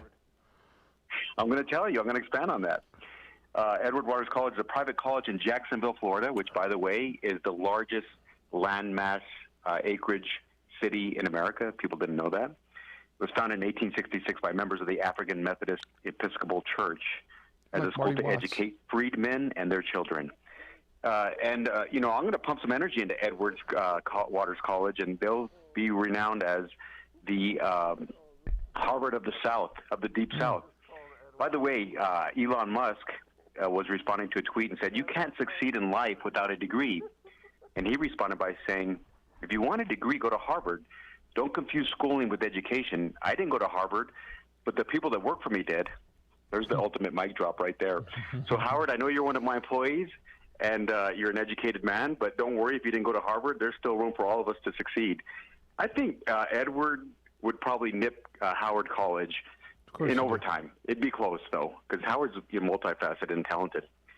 Point number 2, the whole thing that happened with Cam Newton, you know, it's a function of, we only saw tidbits of the initial video, and then they cycled back. There was more video that was released with this kid at his camp, just to give you a background. Cam went and volunteered his time to spend time with kids, right? He didn't have to do that. And should he be engaged, right, wrong, or indifferent? Who knows the level of engagement? But in instances like that, there's no win because people are heckling you. That's right. And, you know, the further video went on, and they had a good interaction. And he asked the young man questions, talked about his parents. And then the young man actually issued an apology, which was good. We just need to learn and demonstrate grace and learn from our experiences. And he cycled back and offered an apology. But there's just no win in that situation, right? You go to volunteer time and you get heckled, and how do you handle it? If you don't say anything... And you get heckled by a punk kid. It's not even like it's an adult, so you can go back an adult. If you go at the kid, you lose. Absolutely. There's no win in that. Yeah. Third point, Tiger Woods, you know, obviously one of the most dynamic people we've had in the last half century. And it just demonstrates he's had a very turbulent life, I would say, the last 10 years, publicly and privately in his personal life. I root for Tiger Woods. I think he's changed the sports world, no doubt. There's no doubt he's changed the sports world. But fortunes can change on a dime. Just over a year ago, we saw another dynamic talent go down kind of in the same area, which I'm sure you guys talked about with Kobe Bryant. And it just goes to show that at any given time, anything could happen. We understand that. But I hope he makes a full recovery to live and hug his kids and hopefully his grandkids down the road. Yep. By the way, did you see that video, that fight with that Oklahoma receiver in the bar? boy, these guys are in a bar and they're in a bathroom, and they're kind of big guys, right? 6'1", 6'2", and there's these guys that are probably about 5'7" or 5'8", and they're going, and they just keep badgering them. And these two, the smaller guys, just took them to task. If you get a chance, take a look at that video, man. It is vicious. Anyway, I just wanted to call and share those thoughts with you, and I appreciate you letting me expand on my thoughts, and have a delightful day. See you. The Cam thing we hit on the other day, but it wasn't no win. I actually felt for Cam in that situation. I did. I still do. It was a snapshot of reality for some right now, which is consuming stuff 20 to 30 second intervals on social media, and that's exactly what we saw. And the kid was saying, "You're a free agent, you're poor." He's like, "I'm rich. I'm rich." And so it's easy to say, "Cam, why are you stooping that level? Walk away." But you're also at a camp, so he's just constantly interacting with all of these kids. That was probably the tamest thing that Cam Newton could have said back. And then take it, 180, goes to his team, tries to hash it out. I think it's overblown in the moment because of the way we consume things. But ultimately, I think Cam Newton did the right thing in that, comes out fine. But so many people have already had their mind set on how they feel Cam Newton is as a person and who he's been throughout his career, that they react to that one video that came out was Saturday night, and there you go. All right, we got to hit this break. We'll come back. There's more of you, whether that's good or not. I think it is. We'll go back to the phones when we get back. 505-246-0610. That is the Quan's Auto Care hotline. You're on the opening drive on 95.9 FM and AM 610, the Sports Animal. You could continuously cough for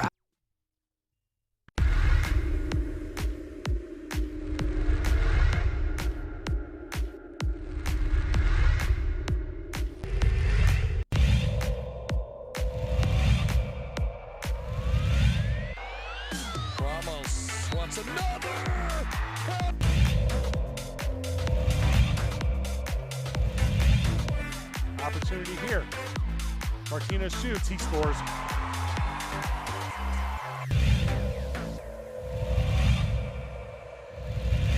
Got into it.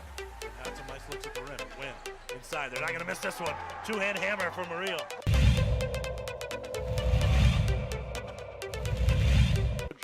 Ball's played up. Rodriguez with it. Gonna settle. Looks to the inside. Comes to the far side push. Shot on and goal. Deflected in. No.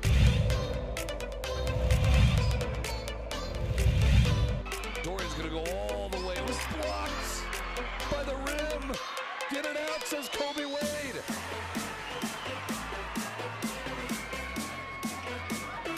Ramos, got it.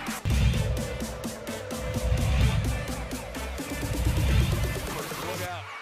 Ramos, can he chase it down? It was a freebie. Saved it. And then stolen. And somehow Hasbury's got it back. Handoff. Watson.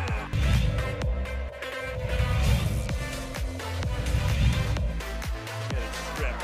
Carion stripped him. Come Highland the other way. Win up top to the big goal. Here he comes.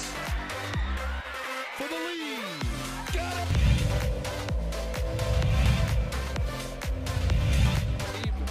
What a great game plan. Look at this. Agbayosi throws it down.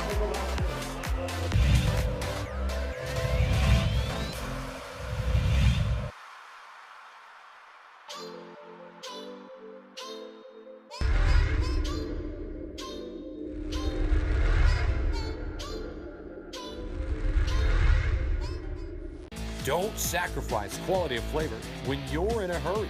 Golden Pride offers ribs, fried chicken, green and red chili breakfast burritos, and Frontier Cinnabons.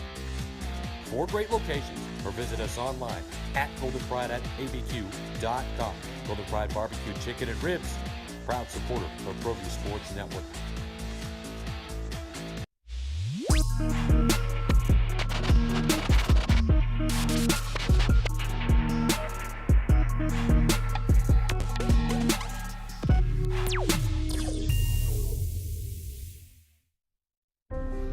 The The New Mexico High School Coaches Association, established in 1941, is an organization of New Mexico's best and most professional interscholastic coaches. Coaches across work daily to help our student athletes excel in the classroom, on the field of play, and in our communities. Students that participate in interscholastic activities attain higher grades, higher graduation rates, and higher wages. Responsible for the North-South All-Star Games, statewide Coaches Award Program, and providing multiple professional development opportunities for New Mexico's coaches. Be a great coach by coaching beyond the game.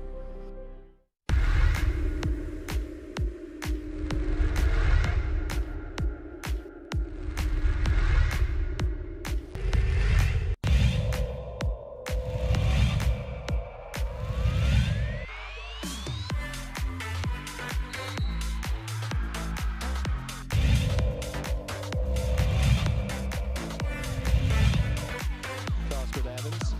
Evans has that ball stolen. Jeremy Segura. Forward dribble, spin cycle, up and under move. What a pass, wrap around pass. Harris with Gates. The long bomb, 3-ball.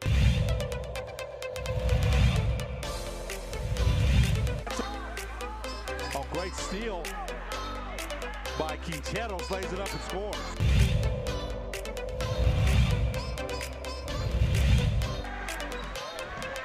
A little jump step in the... And look out, here comes Agbayosi. Crawford set.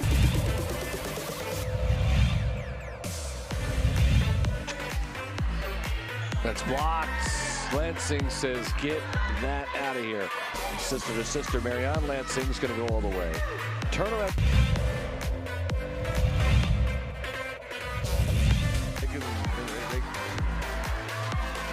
Ramos, pump fake, everyone bites.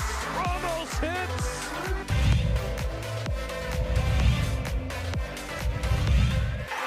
Jackson loses it. Taylor Bond back. LAU. Put it down. Dunkalicious. How about it?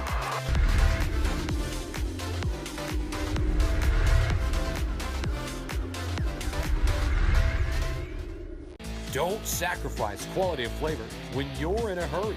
Golden Pride offers ribs, fried chicken, green and red chili breakfast burritos, and Frontier Cinnabons. 4 great locations, or visit us online at goldenpride@abq.com. Golden Pride Barbecue Chicken and Ribs, proud supporter of ProView Sports Network.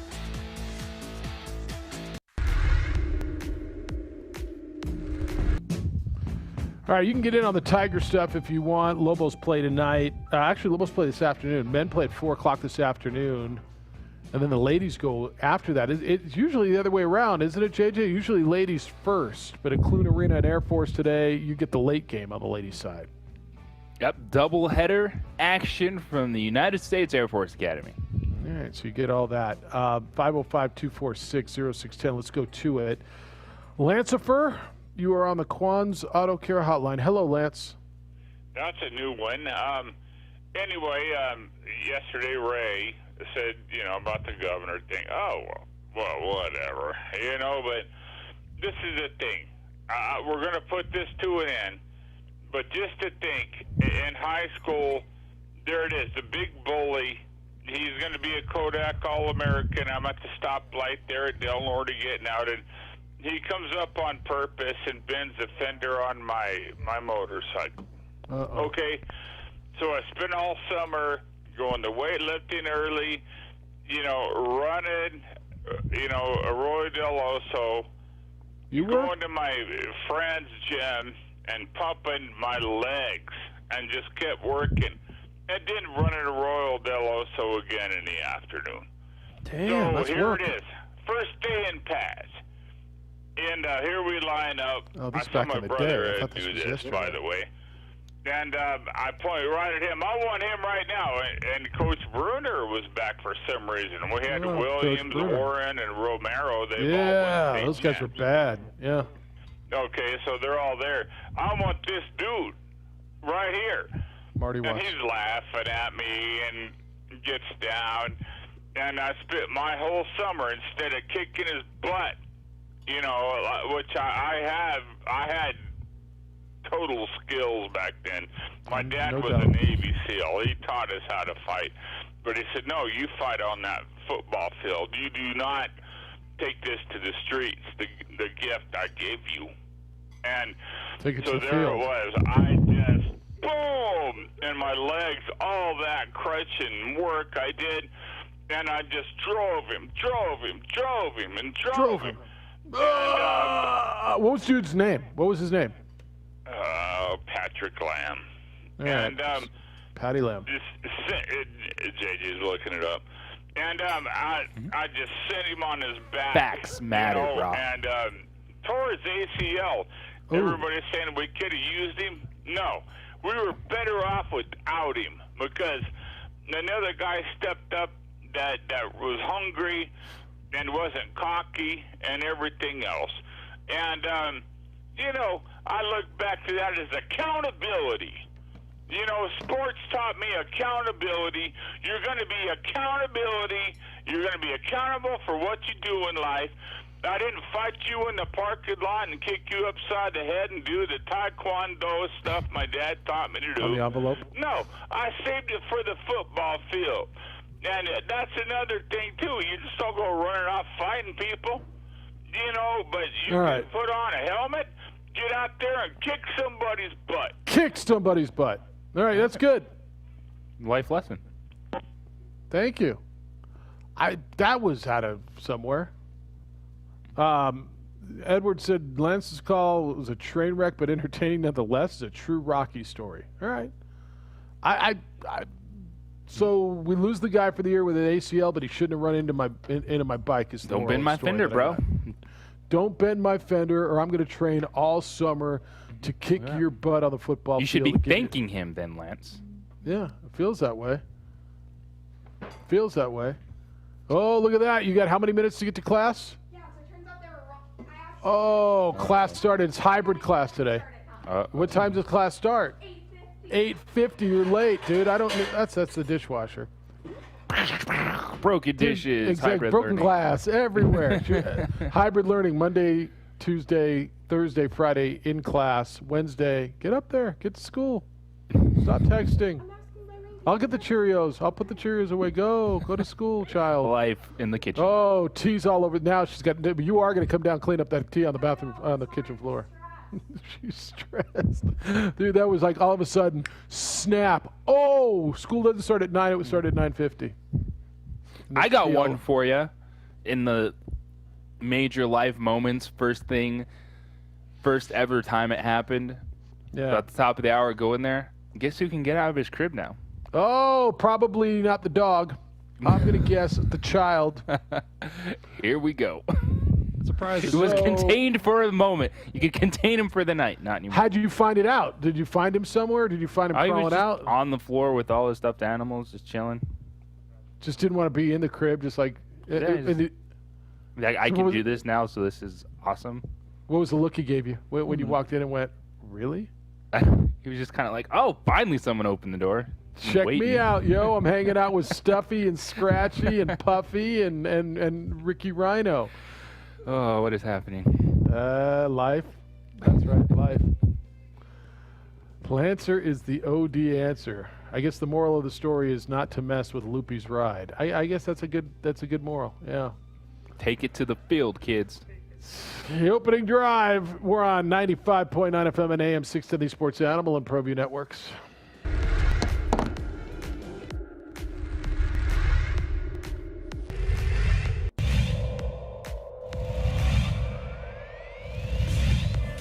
I'll just get a little closer. Oh, instead it's a gorgeous pass. Here's what he'll just shoot it. He's going to go all the way. He's gonna fire at the buzzer and he hits.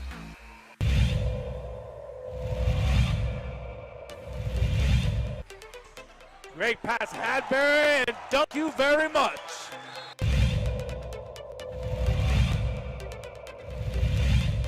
Tie in the district. Inside, fly, Eagles. Chavez uses some athleticism. athleticism.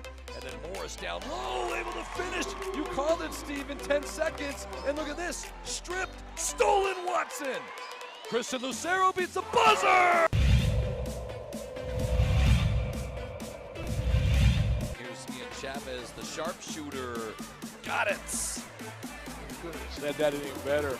He answered the question. On Got a another steal one. at the buzzer! Back to back for Chavez. To the paint. Medina from the volleyball lines. Medina wants another one from deep. Oh, he wants 10. Give him 10!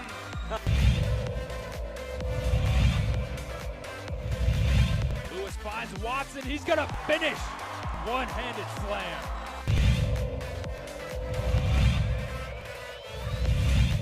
Vista, but just all the different scenarios we could see potentially play out ahead of the state tournament.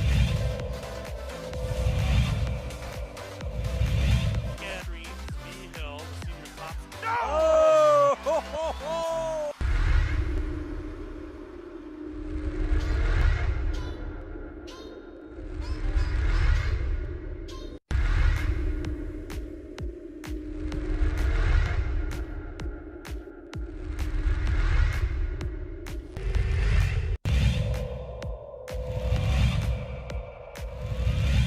Played over to Madrid, plays it across the box off the dasher. It's settled. Shot on by Garcia.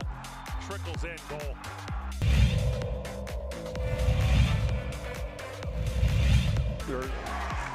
Chavez blocked at the rim.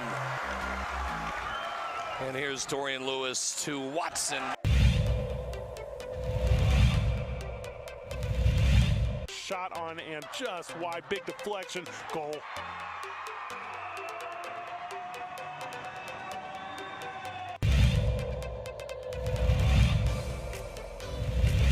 With his first field goal. Look at that. That's gorgeous.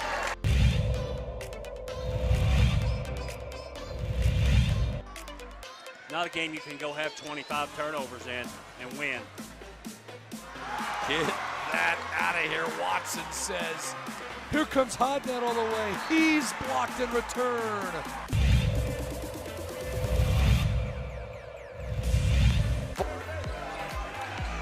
Dickey, did he get it off? He did, and he hit it.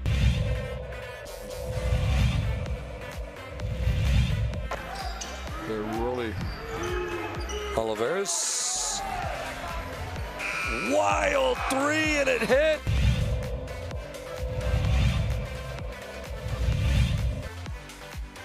Another steal nearly by Hiron. It is a steal. Avalos ahead to Hiron. The two-hand hammer by Hiron. I knew he was going to put that one down.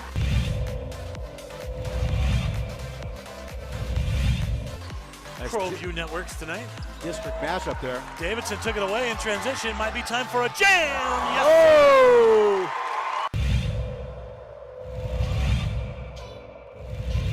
Big Barton, watch him, coach. Watch the inbounder.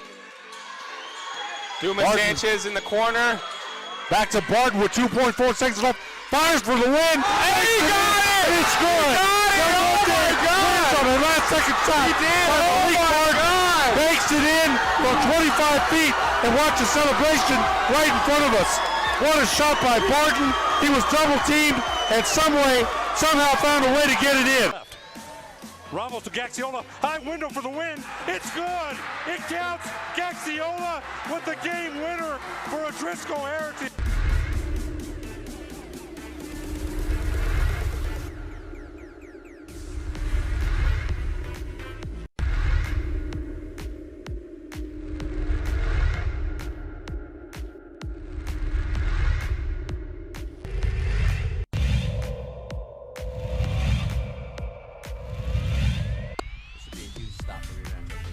Dorian over. Did he get in? Yeah, they got in. He got in. Touchdown, Dorian Lewis.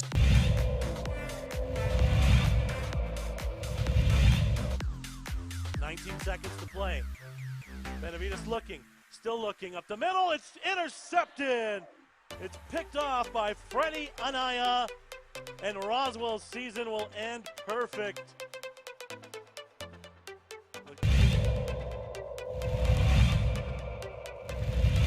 Second quarter, 2nd and 4 for Socorro at the whole 44-yard line. McDaniel trying, good block by Hicks. First down and more, 30, 25, 20. McDaniel might be gone. Touchdown. Wow. Touchdown for Michael McDaniel.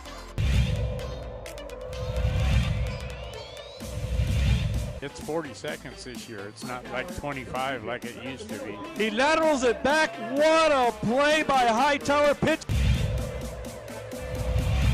Voted the best sports show in New Mexico for 5 years running. This is The Opening Drive with two-time New Mexico Sportscaster of the Year, Jeff Siembieda, and JJ Buck. So the update on Tiger this morning, if you're just joining us or just waking up, Tiger is out of surgery and resting this morning after the car crash near Palos Verdes, where he was extradited or extracted, or not extradited because that's something totally different, but extracted from his car. Quote, Mr. Woods suffered significant orthopedic injuries to his right lower extremity that were treated during emergency surgery by orthopedic trauma specialists at Harbor UCLA Medical Center. Comminuted. Comminuted means more than 2 breaks in a bone. Comminuted open fractures affecting both the upper and lower portions of the tibia and fibula bones were stabilized by inserting a rod into the tibia. Additional injuries to the bones of the front foot and ankle were stabilized with a combination of screws and pins. It sounds like they just went to Ace and just put them back together. Trauma to the muscle and soft tissue of the leg required surgical release of the covering of the muscles to relieve pressure due to swelling. That was the quote from the doctor, whose name is Anish Mahajan. He was the gentleman who performed these surgeries. Not life-threatening injuries. And now it's, let's see. But how long, I'm sure that'll be today's story, is how long is it typical? And I don't even know what typical means. Do you think you have typical when it comes to something like this, something so complicated and so seemingly unique injuries is something, and typical for what? Typical for me and you to go out and get to the gym, or typical for a world-class professional athlete? There's timetables on these things, but they are always changing within one's rehab. Infection, do you need more surgeries, etc. So yes, you're going to get a lot of those. Well, in my experience, or from what you usually see in this stuff going on today, and it's ultimately up to how the person's body responds throughout the process. And then throw in, he's 45 years old, has had multiple surgeries. Oh, and by the way, within the last month, has had his 5th back surgery from which he was recovering already. And I'm going to guess, and this is, look, I've not read this anywhere. This is me trying to be as sensical as I can. I'm going to guess that wreck and seeing where the car was, and the only route from the road to get down there must have been tumultuous, that his back probably isn't feeling that good either after recent back surgery and still rehabbing from that. So, I mean, I don't know. I don't want to go out on a limb. I think it's fair to say from head to toe, Tiger Woods does not feel good today. Yeah, this probably has to suck. He's probably waking up and just going, damn. Here's the other, well, I don't know. And how do you treat it, and how do you manage the pain?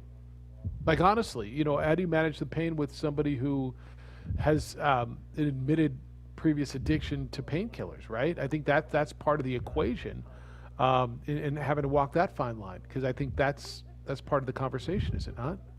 It is. So it's golly, and again, if you can have a conversation if you want. Is he ever going to play golf again? I mean, is he going to walk again? Is Tiger Woods going to be able to go hang out with Charlie on the golf course again? Is he going to go to Sam's soccer games and be able to kick a ball around with her? I think that's really where it lies. That's the issue, and to me that's where the focus is. Number one, thank goodness the man's alive. Thank goodness the man's alive. What happened? We'll find out what happened as it goes. I mean, I told you just kind of my thought, and it's just nothing but just trying to logically piece things together, and I could be so completely off. Sounds like he was running late to go to this event that he had scheduled to shoot the TV piece with Drew Brees and Justin Herbert. And, he was on unfamiliar roads, and I mean, there's a chance maybe he was going. I just said, well, if I'm running late, what do? I probably speed a little bit, and I'm texting while I'm going, but I don't know. I speculate, and it's probably irresponsible, but I'm not telling you that's a fact. It's just kind of a thought. There was speculation yesterday. Maybe a coyote crossed the road. Maybe there was another car. Maybe there was a pedestrian. Who knows? Got to believe if there was a pedestrian, they would have hung around and been part of the investigation. But that's where we are this morning. Lady Lobos win yesterday, 80-66. JJ had the call on that. Latacia Duff had 31 points her first start. She was terrific. A big second half for UNM to come back and beat the Falcons on the road. Yep, first half was a team that had not played a competitive basketball game in 17 days, and sure looked like it. Second half was a complete 180 for UNM. And when I went back after the fact last night, doing some notes for today, and what really surprised me is in the moment, you look at Latacia Duff. She scored 21 points in the second half. They had that huge third quarter run, big second half overall. They only hit one 3-point shot in that third quarter. And it seems like when you score 28 points, you probably were on fire from three, but it wasn't the case. It was attacking the rim, the steals, transition baskets, points off turnovers, and getting the free throw line. They were 7-9 at the foul line in that third quarter, and I do think that's a big part of UNM being good the rest of the way. Is yes, they can be so dangerous from three. It's their 7th game this season hitting 10 or more 3-point shots, but they have to use their athleticism, their quickness to get to the rim to maximize their perimeter scoring, and they did that in the third quarter. All right, same two tonight. Would you expect a quicker start? Because I would, out of UNM. I would expect a victory pulling away. Like while yesterday 80-66 was pulling away, they were down 12 in the first half. Tonight I would expect something more wire to wire from them. I don't. Because unfortunately the Lobos, the last 3 games they've trailed at halftime. 2 games against San Diego State last night. And this Air Force team is a conundrum. Conundrum?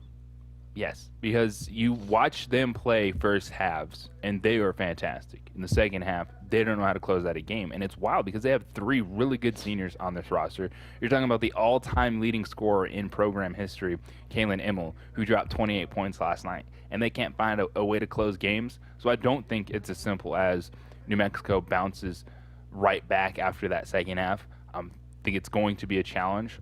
Ultimately, if I'm leaning Lobos with what they're able to do offensively, but I don't think it's going to be one where they come out right from the get-go and run away from Air Force.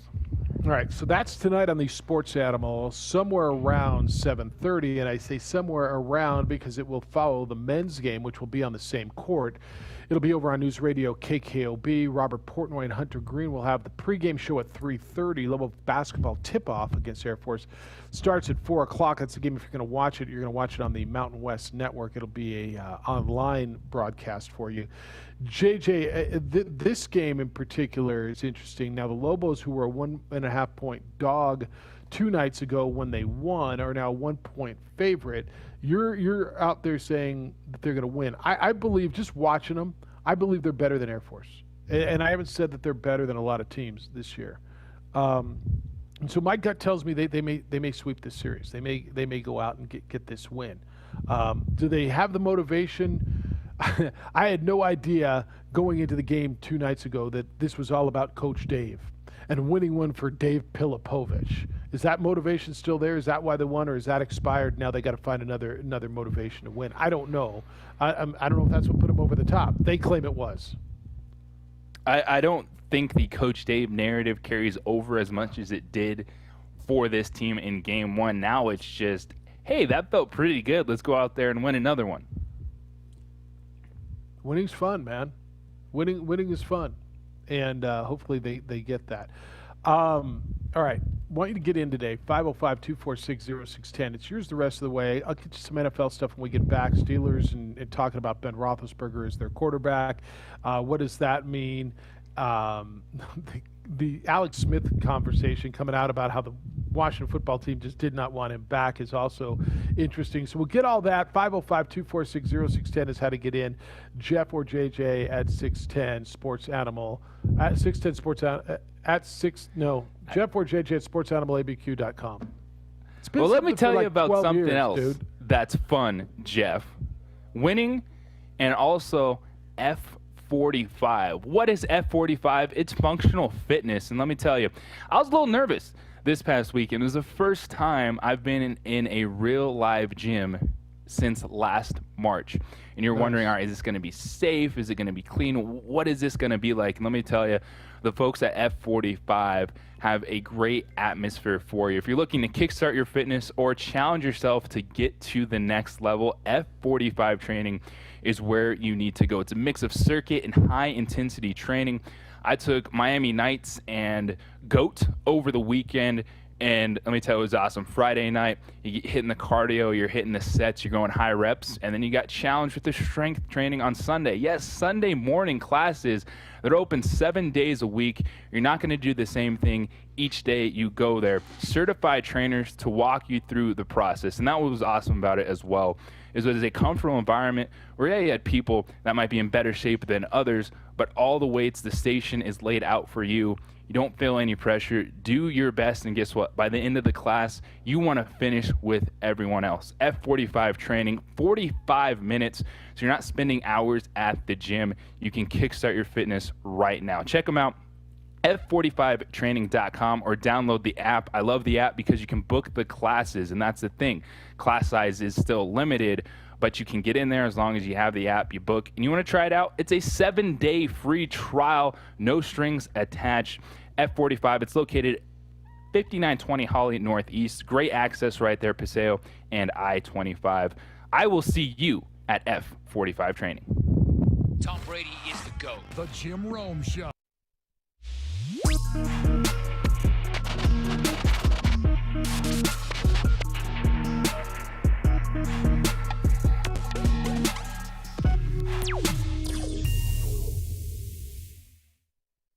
Don't sacrifice quality of flavor when you're in a hurry.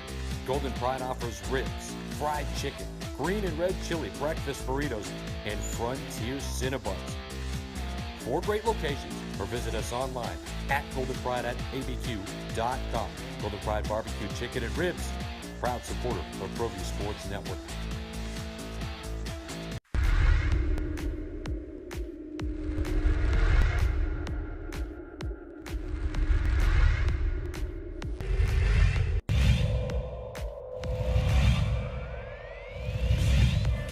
I'll just get a little closer. Oh, instead it's a gorgeous pass. Here's what Hill's gonna just shoot it. He's going to go all the way. He's gonna fire at the buzzer, and he hits.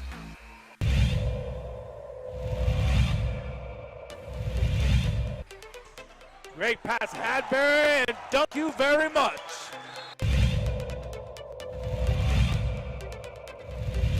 Heavyweight tie in the district. Inside, fly, Eagles.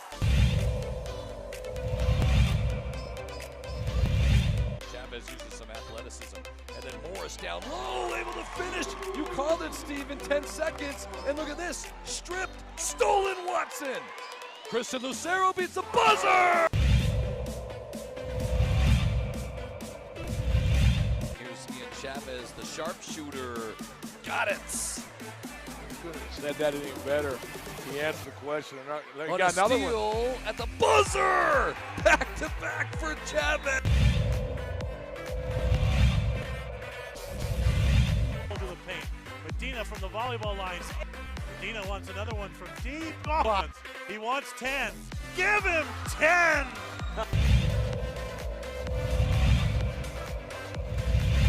Lewis finds Watson. He's going to finish. One-handed slam.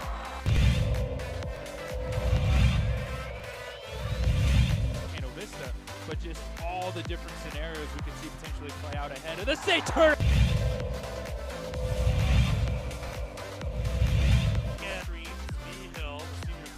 Oh! Ho, ho, ho!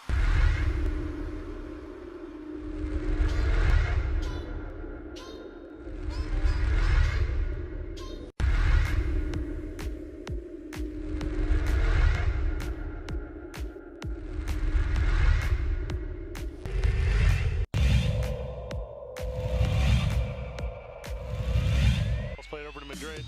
Plays it across the box off the dasher. It's settled. Shot up by Garcia. Trickles in. Goal.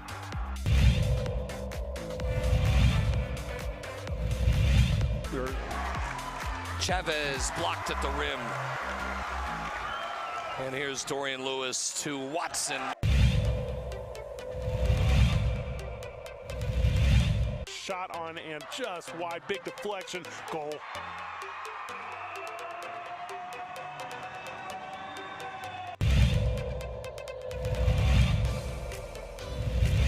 With this first field goal. Look at that. That's gorgeous.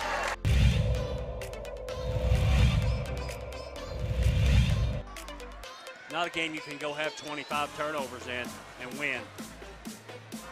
Get that out of here, Watson says. Here comes Hodnett all the way. He's blocked in return.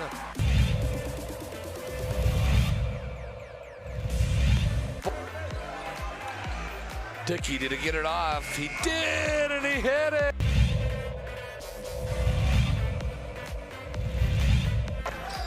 They're really... Oliveras. Wild three, and it hit.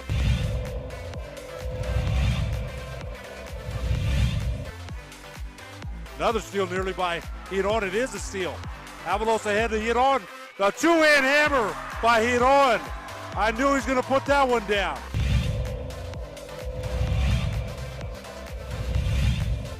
ProView Networks tonight. District matchup there. Davidson took it away in transition. Might be time for a jam. Yes. Oh!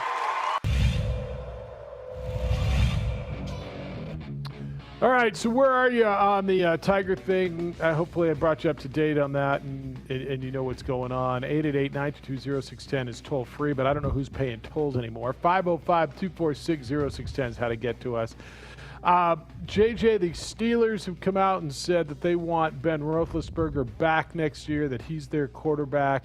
Their president said, we want Ben back in 2021. This is kind of the weirdest little game that they're playing right now. And I get the quarterback roulette that's going on and everything that's happening. But Art Rooney, their team president, said, quote, Ben and I met yesterday morning.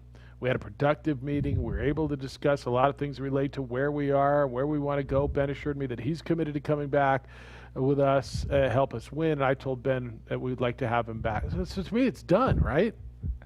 This is one of those that it's ridiculous. You don't want Ben Roethlisberger back at that contract number. You don't. So what you tell him is, Ben, we either restructure and get this to the lowest number we can, or we're cutting you and we're starting over. It's pretty simple. And what's his number right now? It's $41 million. 41.2, yeah. Yeah. Well, so what do you do if you're Ben? Do you restructure it and say, pay me over 2 years and take a hit next year? Or is it, I mean, Ben's got a year left, right? Yeah, and this is a year of, well, you know who's at quarterback, but you don't feel like you can compete with that dude at quarterback. Like, he's not going to magically just morph into the dude that was playing at the first half of the season, which we really go back, and it wasn't great football. Like, they were winning games, but offensively they weren't doing anything dramatically different than what they did at the end of the season. It's just the good teams caught up to them when you start picking apart the early part of their schedule and the bad teams that they beat because they were so good defensively. Well, this is one where at least, all right, you say Ben Roethlisberger is starting quarterback going into the next season because of, well, at least you know he can do it, but you're not confident that all of a sudden it's going to be this last ride ending in the Super Bowl. So that's why initially the conversation was everyone like, I'm not so sure, we'll see, because they want him to take less money. It's pretty simple. Take less money or go home. Well, and so if he opts out, then that's what he could do. He could opt out of his contract and then restructure his deal. I love this. The veterans minimum would put his cap hit at $23 million. This is amazing to me. I mean, we're talking about $15 minimum wage. $23 million is your minimum. The minimum you can make. The minimum is $23 million. And so, look, to me, this is done. They're going to find a way to make it work. I'm sure Ben's made a lot. I don't know how much money one needs. You never have enough, right? It's like beer. There's never extra money. There's never extra beer. Like, I'll give you some. Do you want some? Do you want a beer? I mean, it's not extra. Somebody's going to drink the damn thing, but do you want some? I got money. It's not extra money. Somebody's going to you want some? You need some money? Like, so I never like to talk about another man's money. How much is enough? I'm going to guess he's got enough to do whatever he wants for the rest of his life. But everybody wants to make money. But I think Ben realizes he's 39. He's slowing down. I mean, look, Ben wasn't great. I don't think Ben was bad. I would tell you Ben was a middle-of-the-road average quarterback last year, wouldn't you? Ben was bad at the end of the season. That offense was bad when it counted. The whole offense was bad at the end of the year. And Ben was a part of that. The whole offense. I think he can't be that guy that raises ships around him. So you got to have a really good foundation in place, and they don't quite have that offensively. And that's where you start running into it, is running it back with this veteran guy who, all right, he might have the understanding of everything, but the execution's not there anymore. Yeah. I think this is where this goes. All right, yesterday, Alex Smith came out. I think it was yesterday. I don't know. Talking about how the Washington football team, he really put a wrench into their plans when he came back. And pretty good thing he was there, don't you think? When the Dwayne Haskins thing fell apart, and it's a good thing he was there. Quote, they didn't see it. Didn't want me there. Didn't want me to be on the team. The roster didn't want to give me a chance. Mind you, it was a whole new regime. They came in, I'm like the leftovers, and I'm hurt, and I'm this liability. Heck no, they didn't want me there. At that point, as you can imagine, everything I'd been through, I could have cared less about all that. Whether you like it or not, I'm giving this a go at this point, end quote. You know what? Like, I get it. I'm Ron Rivera, and you're coming in. You're giving me this broken veteran, former first-round. Like, why is he still here? So here's my options. I got this broken old guy. I got this never assembled new guy, and whatever a Tyler Heineke is, right? And that's what. Well, it was a Kyle Allen first. Well, I'm bringing my Kyle Allen with me, right? Didn't he bring his Kyle Allen with him? Because Kyle Allen took the field before that Alex Smith. No, that's right. That's right, and that's what. So, but when he got there, this is what I got. No wonder this place is in such disarray. I got a broken old guy, a never assembled new guy, something I don't even know what the hell that is. I'm going to bring this guy who's not even that good, but at least I know what he is. Like, I get that. And I also get Alex Smith saying, you know what, bleep you. Like, I'm coming back after everything I've been through and everything I put into this organization. I put in all this work, and we all saw it. Like, I'm not done. And if they weren't going to cut him, then you have to deal with him being on the roster. And guess what? I think they came to really enjoy having Alex Smith on that roster. He saved their season. No doubt. No doubt. No doubt. Now, look, is he their option for next year? If he's still on the roster, he's got a $24.4 million cap hit this year. So they would save $13.8 if they release him. And they may release him. They may. If I were to ask you, and I will, going into the season, if your options are Tyler Heineke or Alex Smith, which way do you go right now? I would say Alex Smith. But at this point, you have to release him. Like, you need to save that money and realize you like Alex Smith, but not at that number. And what really crept up on him late in the season, the calf injuries. You can't count on him as a full-time starting quarterback. See, I might go the other way just because I know what the limitations are there. And maybe you have the conversation with him. Look, man, we can't afford you at this number. Do you want to come back and compete for a job at this number? Then let's have that conversation. I don't you think what you saw with Tyler Heineke at the end of the year? I'm not sitting here and telling you he's going to be a Hall of Fame quarterback, but gosh, he looked like an NFL quarterback at the end of the year. Like, I'm still out in the market trying to find something, but if this is the hand I'm dealt, I'd invite Alex back at a lesser number. We're going to release you, okay? We want you back. We can't keep you at this number. We'd love you to stay. Here's the number we can afford you at. Do you want it or not? Because I don't think anybody else is picking him up. Do you? Well, not at that number. I think Alex Smith could be a fine Backup insurance policy if we need him for a month of the season. Andy Dalton type of a signing? Yeah. Where if you need him for a month. And what did Andy Dalton sign for, $2 million? An upper echelon football team, I think you're feeling okay. Like, this is in case of emergency. There's Alex Smith to step up. Tyler Heineke, he earned his opportunity to go to camp and compete for a job. And 5 weeks in an NFL season we'll be sitting here saying Washington still doesn't have a quarterback. They need a quarterback. No, and that's very probable, right? That's really, really, really probable. And so, yes, they're in a tough situation quarterback-wise. They're in a really, really bad situation quarterback-wise. But I don't know, man. I'm looking at this thing and saying, I'd like Alex Smith back. I can't have that number, and that's kind of how I would handle it. That's and Alex this is Smith's a division that is wide open for them to get back to the playoffs. Because the quarterback questions across the board in that division, the disarray in Philadelphia. I'm wondering, is Dak Prescott ever going to sign with the Dallas Cowboys? You tell me how much you actually believe in Daniel Jones leading that team to a division win, because what we saw Washington do with an established defense is piece it together with those quarterback questions, and that's the challenge. Is there's never going to be 32 guys that are great for every franchise, which is why we're having these quarterback conversations every year. But if you're sitting there in Washington, all right, you have Tyler Heineke, who you kind of signed him initially to be your backup. When you think about it, is he's the bridge guy while you try to go out and get someone else. Where do they fall in this quarterback conversation to when it comes to the draft? Or are they going to maybe make a move? Or who's the other veteran out there? What are we looking at? Could they be in a Sam Darnold conversation? And would that make sense for them? New York Jets ultimately feel that they do want to move on from him having the number 2 overall pick. Because you got to start running it down. Who is better? And it's going to be tough. You're going to have to pay a little bit if you want to try to pry one of those guys away that's under contract. Do the Redskins owe him anything? For everything he's put in? And I know the simple answer is hell no. They paid him a lot of money. But do they like they paid him a lot of money when he wasn't playing? Well, he snapped his leg and came back. Has he earned a right to compete for that job? Not only because of everything he went through with the injury, but then what he proved on the field last year and saved their season. Do the Redskins owe him anything?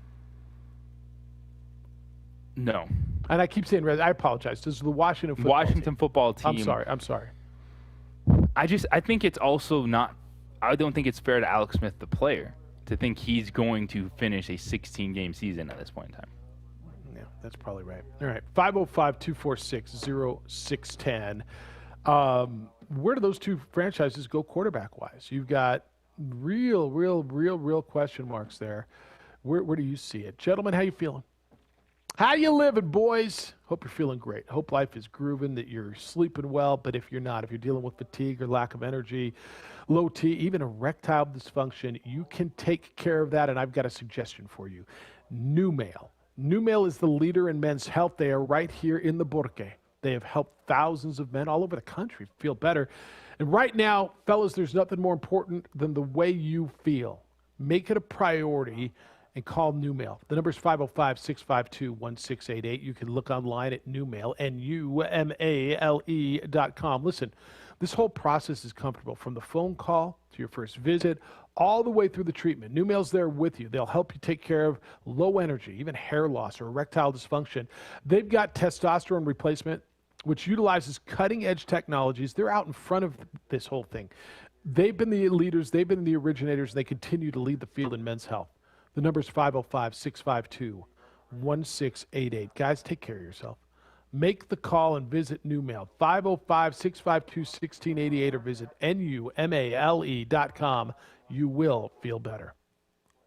College basketball is back in.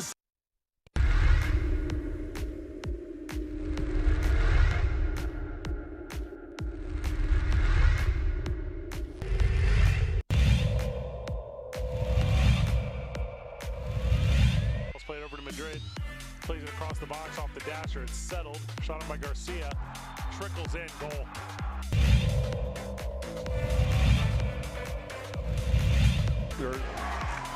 Chavez blocked at the rim. And here's Dorian Lewis to Watson. Shot on and just wide. Big deflection. Goal.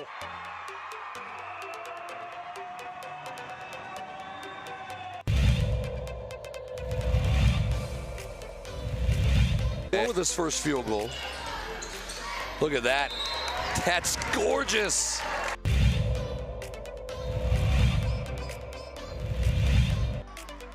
Not a game you can go have 25 turnovers in and win. Get that out of here, Watson says. Here comes Hodnett all the way. He's blocked in return.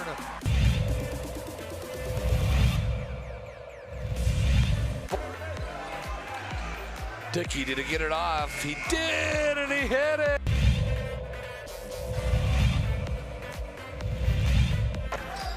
They're really... Oliveris. Wild three, and it hit.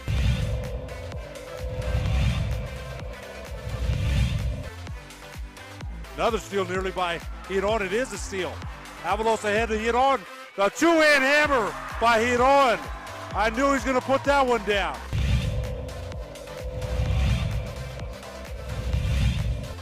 ProView Networks tonight. District mashup there. Davidson took it away in transition. Might be time for a jam. Yes. Oh!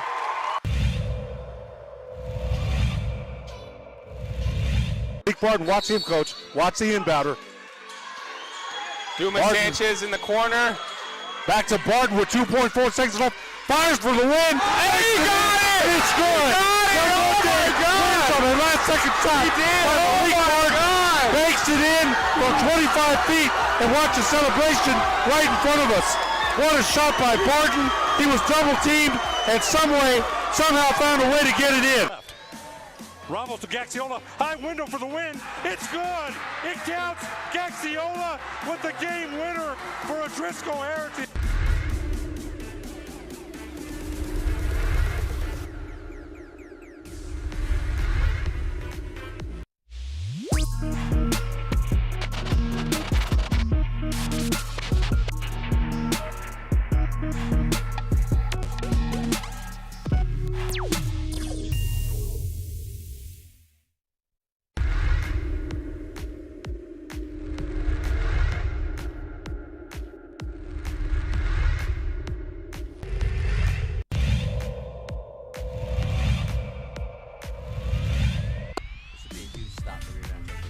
Dorian over. Did he get in? Yeah, they got in. He got in. Touchdown, Dorian Lewis.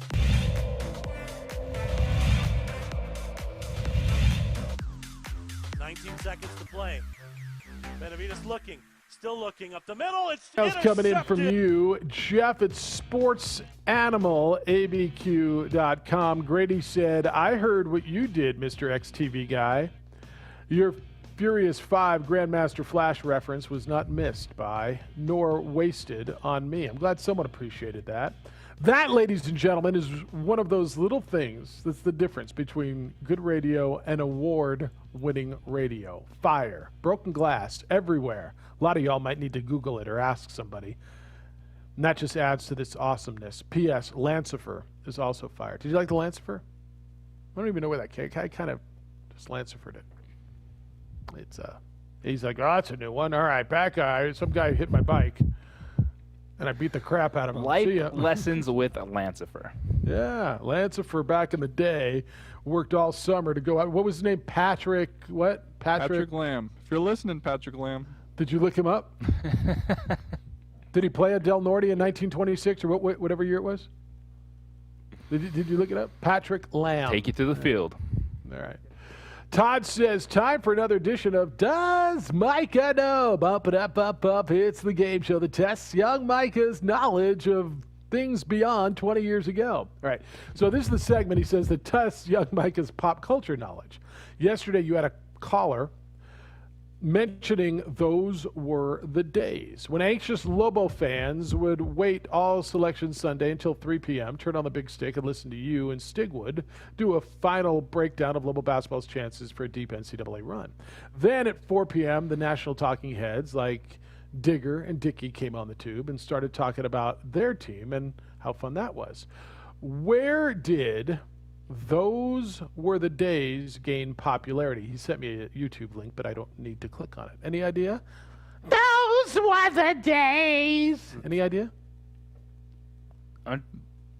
Nothing. Like, both of you guys. I want to say something.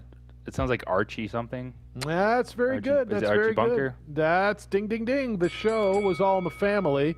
Micah, find the YouTube of the theme song for All in the Family. Gene Stapleton played Edith. Of course, Carol O'Connor was Archie Bunker's character. And you know when you want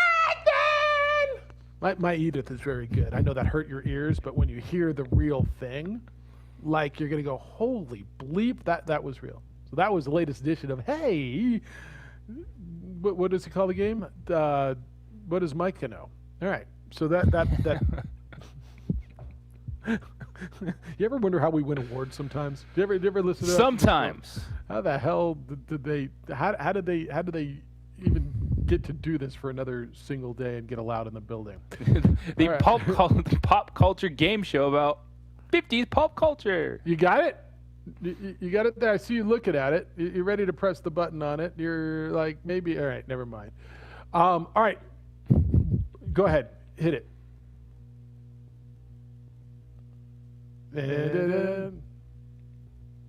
From Television City in Hollywood. Boy, the way Glenn Miller played. Songs that made the hit parade. Guys like us, we had it made. Here it is. Here's your payoff. Those were the days. Can you when you want Dance for girls and men, woman. Mister, we could use a man like Herbert. All right. Got it? Get it now? By the way, that show probably couldn't happen these days. I'm just telling you. Did you ever watch one, Archie Bunker?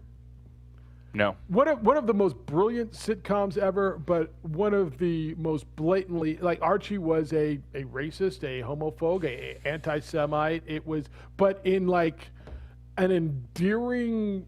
And I know this all sounds. It sounds. How can it be? But in this endearing character of a way, this working class guy who was very set in his ways, and he had Meathead and Gloria, his daughter, and Meathead, his son-in-law, very, very liberal son-in-law and daughter living there, and Edith was the wife. Hi, Archie. How was your day? Here's your beer, Archie. Right? I mean, watch a few episodes if you ever get a chance.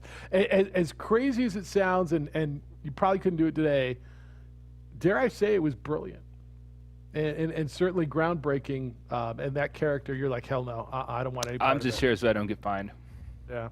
Howard said, holy crap, Jeff, I thought Gene Stapleton was in your studio. What an impression, LOL. Yeah, I've got talent.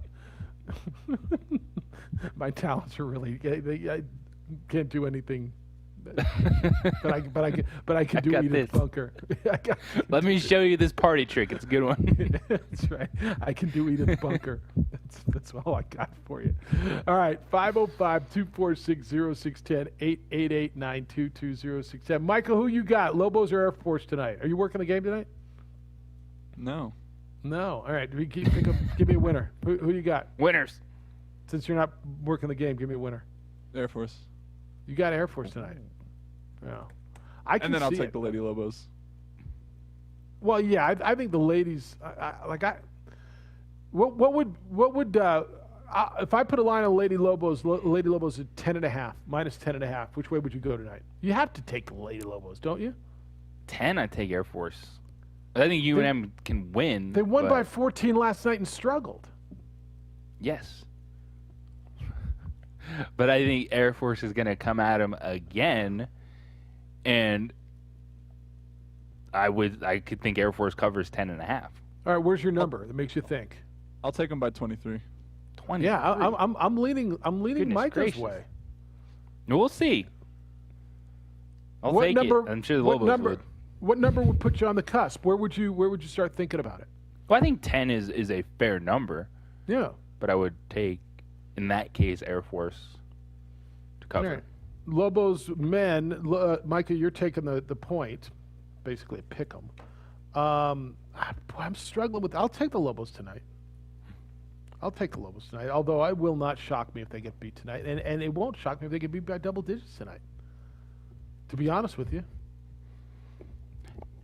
I think we're at the point in the season where nothing should shock you when it comes to Lobos men's basketball. Like, just everything we've seen how it's played out, like there shouldn't be a shocking result. Fair. It'll shock you if Edith Bunker's in the house. Here's your beer, Rochi. How was your day? You guys got to watch the show at least once so you realize how good that impression is. Like you guys. I don't. When we hear just the little bit in the open, I agree. You get the good impression. That's good. It Good brings job. me back to the days. Back to the day. I used to sit in my granddad's house. It was a Sunday night show on CBS, and yeah, we would watch All in the Family. Yeah, back in the day. Before it was NCIS everything. Yeah, NCIS Culver City, NCIS Rio Rancho, NCIS Southwest Albuquerque, NCIS Northeast Albuquerque. Yeah, no, that's right. How many NCIS? Do you watch NCIS? People have to be because there's a million of them. It's they're making good money out of it. Yes, I mean people. I can't tell you the last time. I couldn't tell you anything about I miss it. Nash Bridges. That was my kind of you? show. There we go. All right. I must have watched one along the way. Like if I see NCIS, I'm like, yeah, okay. Is there a sitcom? Is there a global women's? Maybe not that. No, I'm kidding, JJ. I put you on the radio. Like, you're always on the radio. Yeah, got in the car yesterday. Picked up Addie. Said, "Hey, JJ's working. Listen." We did. All right. Thanks for listening. Appreciate it. Yeah, that's right. We're there for you. We're there for. Hey, winter's still here. Whether it's going to be 60 today, it's going to be 40-something tomorrow. Winter's not good for your vehicle. That cold air, just like your skin, man. It pulls the moisture out of your skin. You know you have like dry, crackly skin. It pulls the moisture out of your paint on your vehicle. That makes it easier to chip. And the sand and the salt and the dirt, they sit there for months. That's not good for your paint, and you don't want to clean it, and you don't have the time to take it somewhere, and I've got the solution. It's on-the-spot automotive detail. That's right. On-the-spot automotive detailing will come to you. No matter where you are, whenever it's convenient, you don't have to stand in line. You don't have to find them. They come to you. And when they're done detailing your vehicle for over an hour, inside, outside, smells, stinks, stains, pet hair, French fries, wrappers, barrettes, they'll even find those things that you thought were lost. Oh, I forgot about that stuff. It's detailed like the day you took it off the lot. This is one of the best things going. On-the-spot auto detailing comes to you when and where it's convenient. Give them a call. And if you're looking for a gift, I know Mother's Day's coming up. Maybe you got some birthdays coming up. This is ideal. 505-859-2859. That's the number. 505-859-2859. Or visit them, otsdetailing.com.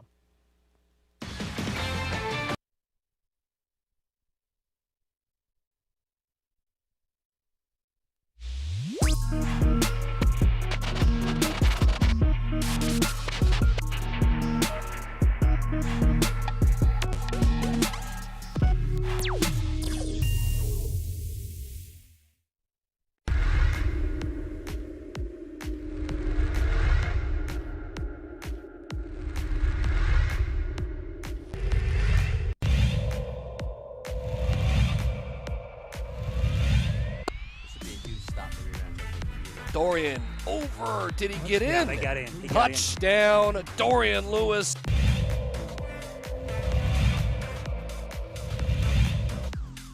in. 19 seconds to play. Benavides looking, still looking up the middle. It's intercepted. It's picked off by Freddie Anaya, and Roswell's season will end perfect.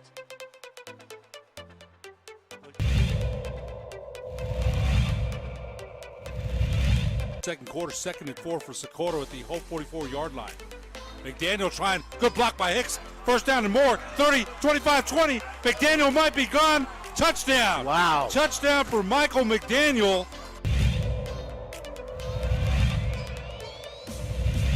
It's 40 seconds this year. It's not like 25 like it used to be. He laterals it back. What a play by Hightower. Pitch.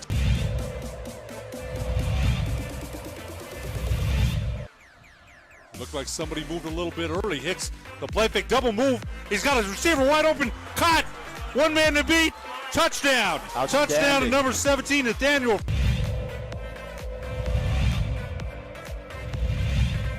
Third and 6. Big defensive play coming up here. Little trickery to Reese. See you later. Touchdown. They went for the deep ball to Reese. to the right, single receiver split to the left. Play fake, hand up the middle's got some room. 50, 45, 40, has one man to beat. 30, 25, 10, 5, touchdown. Touchdown, Hope. Wow. On a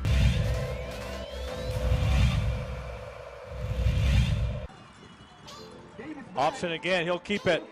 Now he'll pitch it. Comes out to the 30, 25, 20, up the sideline. Still inbounds into the end zone. Let's see. Touchdown. Touchdown, Portell. The outside of running an out route. Davison in the play action, looking. He's going to go back to Lewis, and Lewis makes a cut, and Lewis still on his feet. Dorian Lewis is in for a touchdown.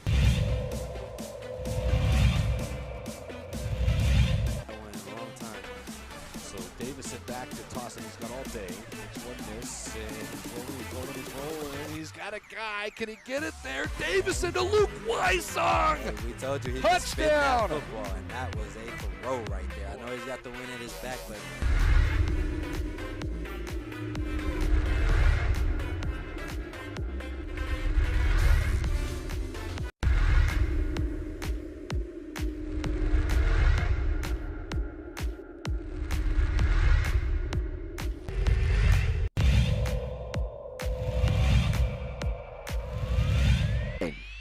call it as Pavi's looking, and he's got a guy wide open, and it's good. Bobalade! We can get into what's happening with Raj and Rerun and D and Ma. Or, good times with Thelma, JJ. I mean, good. Dynamite! That's right. So you know that one. See? Edward liked what's happening. D and Ma, Raj. Yeah, what's the opening drive? I don't know how we still exist sometimes. 246-0610-888-922. Have you heard about Hulu and Netflix, y'all? Hulu's got live sports, I heard. Mm-hmm. Edith Bunker says, John, great impression, spot on. Can you run like Edith? Archie was just like my dad. Wow. All right. Explains a lot sometimes. I mean, not necessarily about you. Sounding good, Jeffy. Lobo Hobo said, I thought Gene Stapleton had come back to life. See? Big Shirley, Grady said. He was Big Shirley. That was what's happening, too. Shirley worked at the diner. Yeah, I remember Shirley, too. All right. What are we, in July now? Is it June? Best 70s and 80s sitcom characters. Rank your sitcoms. Go. Yeah, no doubt. No doubt. Hey, we hit all ends of the spectrum, man. I think that's right. We're versatile. Did you ever see the Jeffersons? You know, everybody knows Moving On Up, right? You know that one, right? Wheezy and all right. So the Jeffersons is a spin-off of All the Family, Archie Bunker. The Jeffersons owned the cleaner, and Archie would come in and sling his racial barbs, and then George and Wheezy George would fight back, and they get into crazy arguments, and it was good conversation probably for this country to have at that point.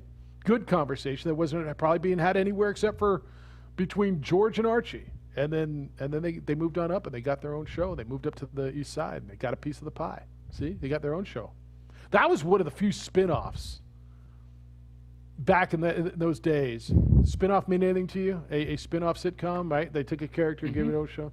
That really hit. There were like three of them: the Jeffersons, Laverne and Shirley, and Mork and Mindy. And two of those were Happy Day spin-offs that really hit. That kind of got a life of their own. Others just didn't work. Hello, Larry didn't work. I think that was a spin-off of MASH. Anyway, I don't know how we got here today. Oh, it was all because of that one dude asking about where Those Were the Days started, doing Does Micah Know? Right? Yeah, that's how we got here. All right. I got the latest on Tiger is still the latest that I've been giving you. Multiple fractures. They basically, it sounds like JJ, they reassembled his right leg, right?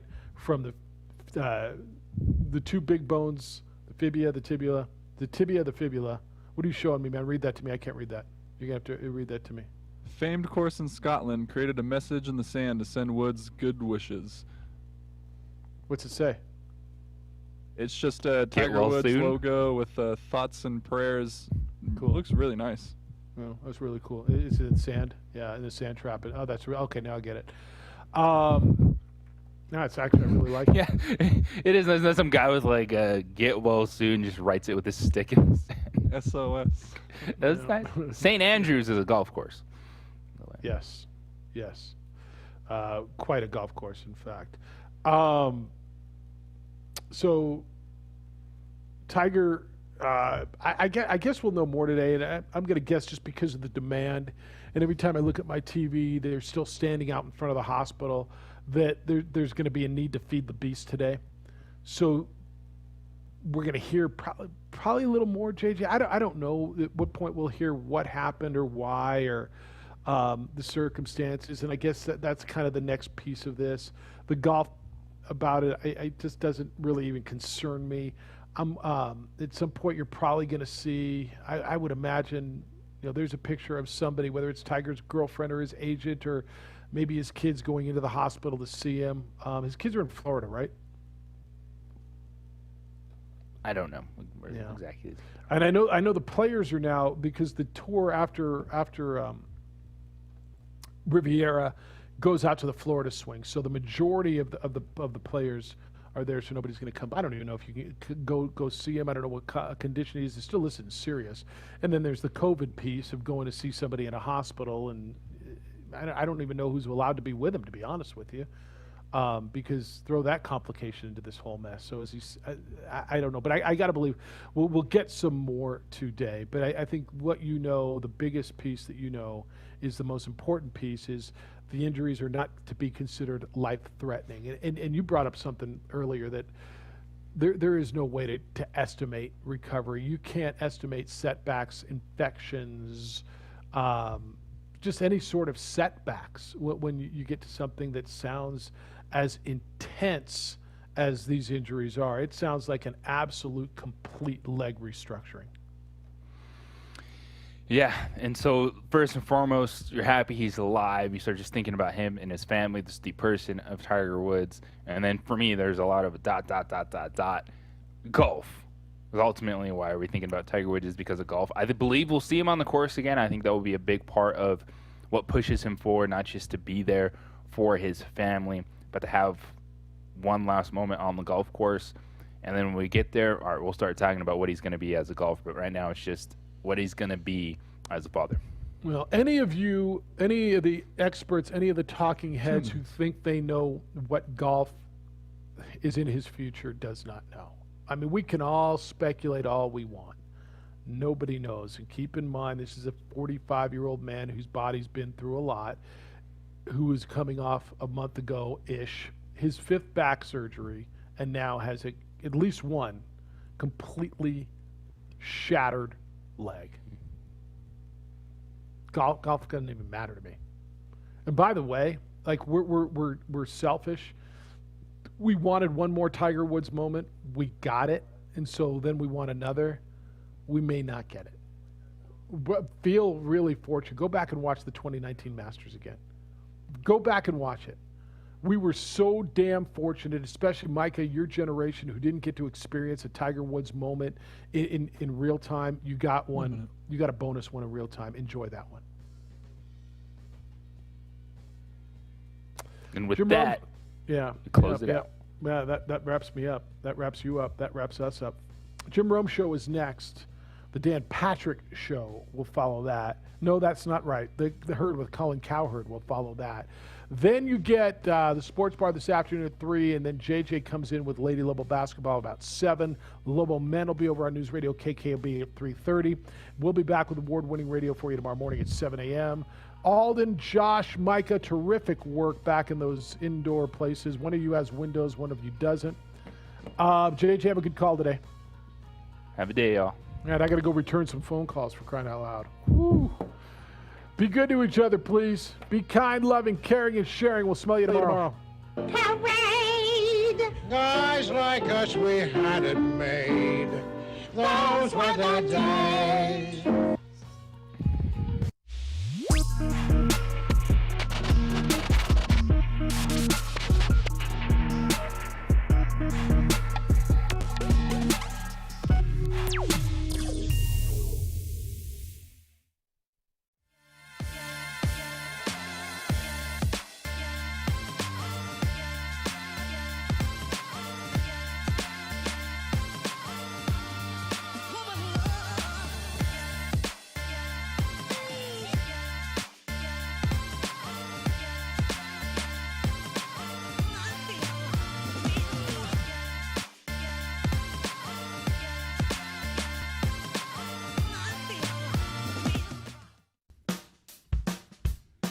Well, I'm going to the frontier, walk up to the cashier, order up a root beer and a number one. Cover it with green stuff, one scoop is not enough. Find a booth is real tough, back by the Duke.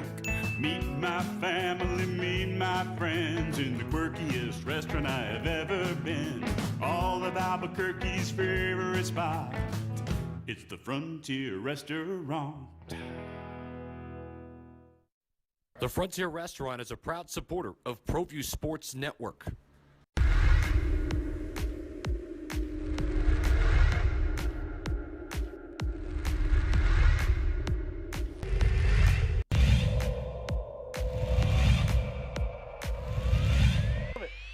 Let's see if Melfi can cash it in.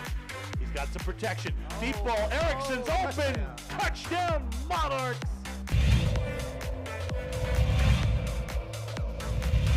Second and 10. Smith looking, and he's going to fire over the middle, and he's got his guy, and it's another big play. Walking away for a touchdown, Tristan Altier.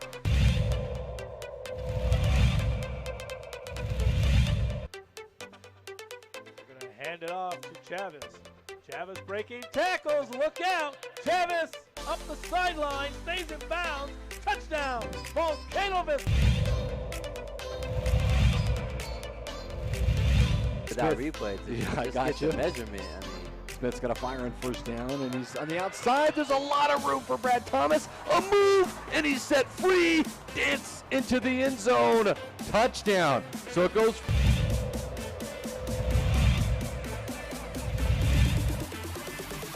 He'll run with it. Stumbling. Gets down into the end zone. And looking to throw it. And he throws it in the end zone. Caught! First and 10 from the 11. And spin move for Smith. Push the B button. Dance into the end zone.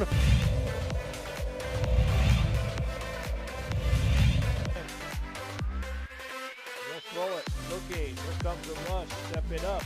Pavia now running around. Being chased. Looks across. Throws it up, man's wide open. Ball is caught. Touchdown. Jimmy Gaye.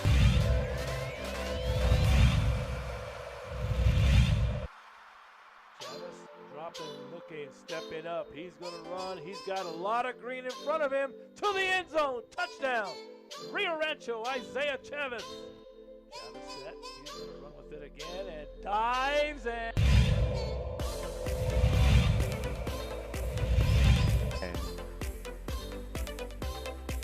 It's Austin Smith, and to the outside, a lot of room. Look out, a foot race down the sideline.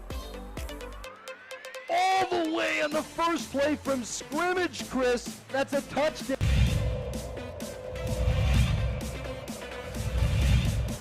Scrambling. And off, great hit. He bounces off outside. Got some daylight at the 20, the 10, the 5. What an incredible run.